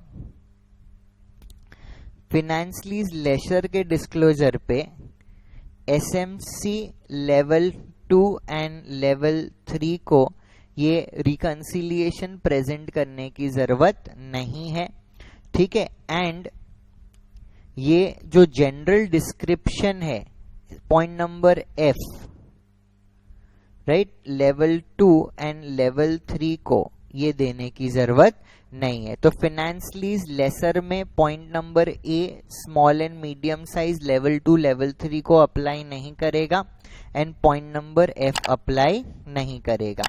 अब ऑपरेटिंग लीज में आ जाओ लेसी के डिस्क्लोजर पे, राइट। ऑपरेटिंग लीज में आ जाओ, ऑपरेटिंग लीज में आ जाओ लेसी के डिस्क्लोजर पे, राइट। जब ऑपरेटिंग लीज में लेसी के डिस्क्लोजर की बात करेंगे तो point number A SMC L2 और L3 के लिए अप्लाई नहीं करता, point number B SMC L2 and L3 के लिए अप्लाई नहीं करता, एंड पॉइंट नंबर ई जो जनरल डिस्क्रिप्शन मतलब कंसिस्टेंट है, यहाँ पे सेम वेराइटी हर एक डिस्क्लोजर्स में, राइट, अप्लाई नहीं करता, ठीक है। और उसका तो ऑलरेडी वहां पे मेंशन्ड है। ऑपरेटिंग लीज, ये वाला कौन सा है, ऑपरेटिंग लीज, लेसी का डिस्क्लोजर ए, बी और ई यहां पे अप्लाई नहीं करेगा इन केस ऑफ डिस्क्लोजर्स। अभी देखो क्या करते हैं ना, हमने ऑपरेटिंग लीज भी समझ लिया दोनों एंटिटीज के पर्सपेक्टिव से, ठीक है। हमने ऑपरेटिंग लीज भी समझ लिया दोनों एंटिटीज के पर्सपेक्टिव से। क्या करते हैं, एक बार ऑपरेटिंग लीज का भी जैसे हमने फाइनेंस लीज का समरी बनाया था ना, उसी तरह हम ऑपरेटिंग लीज का भी समरी एक बार बना लेते हैं। यहाँ पे लिखेंगे लेसी, यहाँ पे लिखेंगे लेसर। लेसी को क्या करना है, लेसी को लीज रेंट रिकॉर्ड करना है, कैसे, एज एन एक्सपेंस, कहां पे, पीएल में, राइट। लेसी को क्या करना है, एक्सपेंस रिकॉर्ड करना है, राइट, लीज रेंटल का पीएल में। कैसे, either on straight line basis और other systematic basis, right, either on straight line basis और other systematic basis। मतलब बेसिकली यहाँ पे एंट्री करनी है लीज रेंट टू बैंक, जो डिफरेंस होगा that will go to the lease equalisation account. अगर लेसर की बात करें, what will he do, recognise asset, जो एसेट लीज पे दिया है उसको एज एसेट रिकॉग्नाइज करेगा। लीज रेंट को वो रिकॉर्ड करेगा एज इनकम, कहां पे, पीएल में। लीज रेंट को वो रिकॉग्नाइज करेगा एज इनकम, कहां पे, पीएल में। कौन से बेसिस पे, स्ट्रेट लाइन बेसिस और other systematic basis. And since इसने एसेट रिकॉर्ड किया है तो इस एसेट के ऊपर उसे डेप्रिसिएशन रिकॉर्ड करना है। सिंस इसने एसेट रिकॉर्ड किया है लेसर ने, राइट, इसलिए, राइट, सिंस लेसर ने एसेट रिकॉर्ड किया है इसलिए लेसर को स्ट्रेट लाइन बेसिस पे डेप्रिसिएशन रिकॉर्ड करना है। So this was the accounting for operating lease, right, in case of Lesi and in case of lesser, right, this was the accounting for operating lease in case of lessee and in case of lesser। अभी next session में हम बात करेंगे about sale and lease back.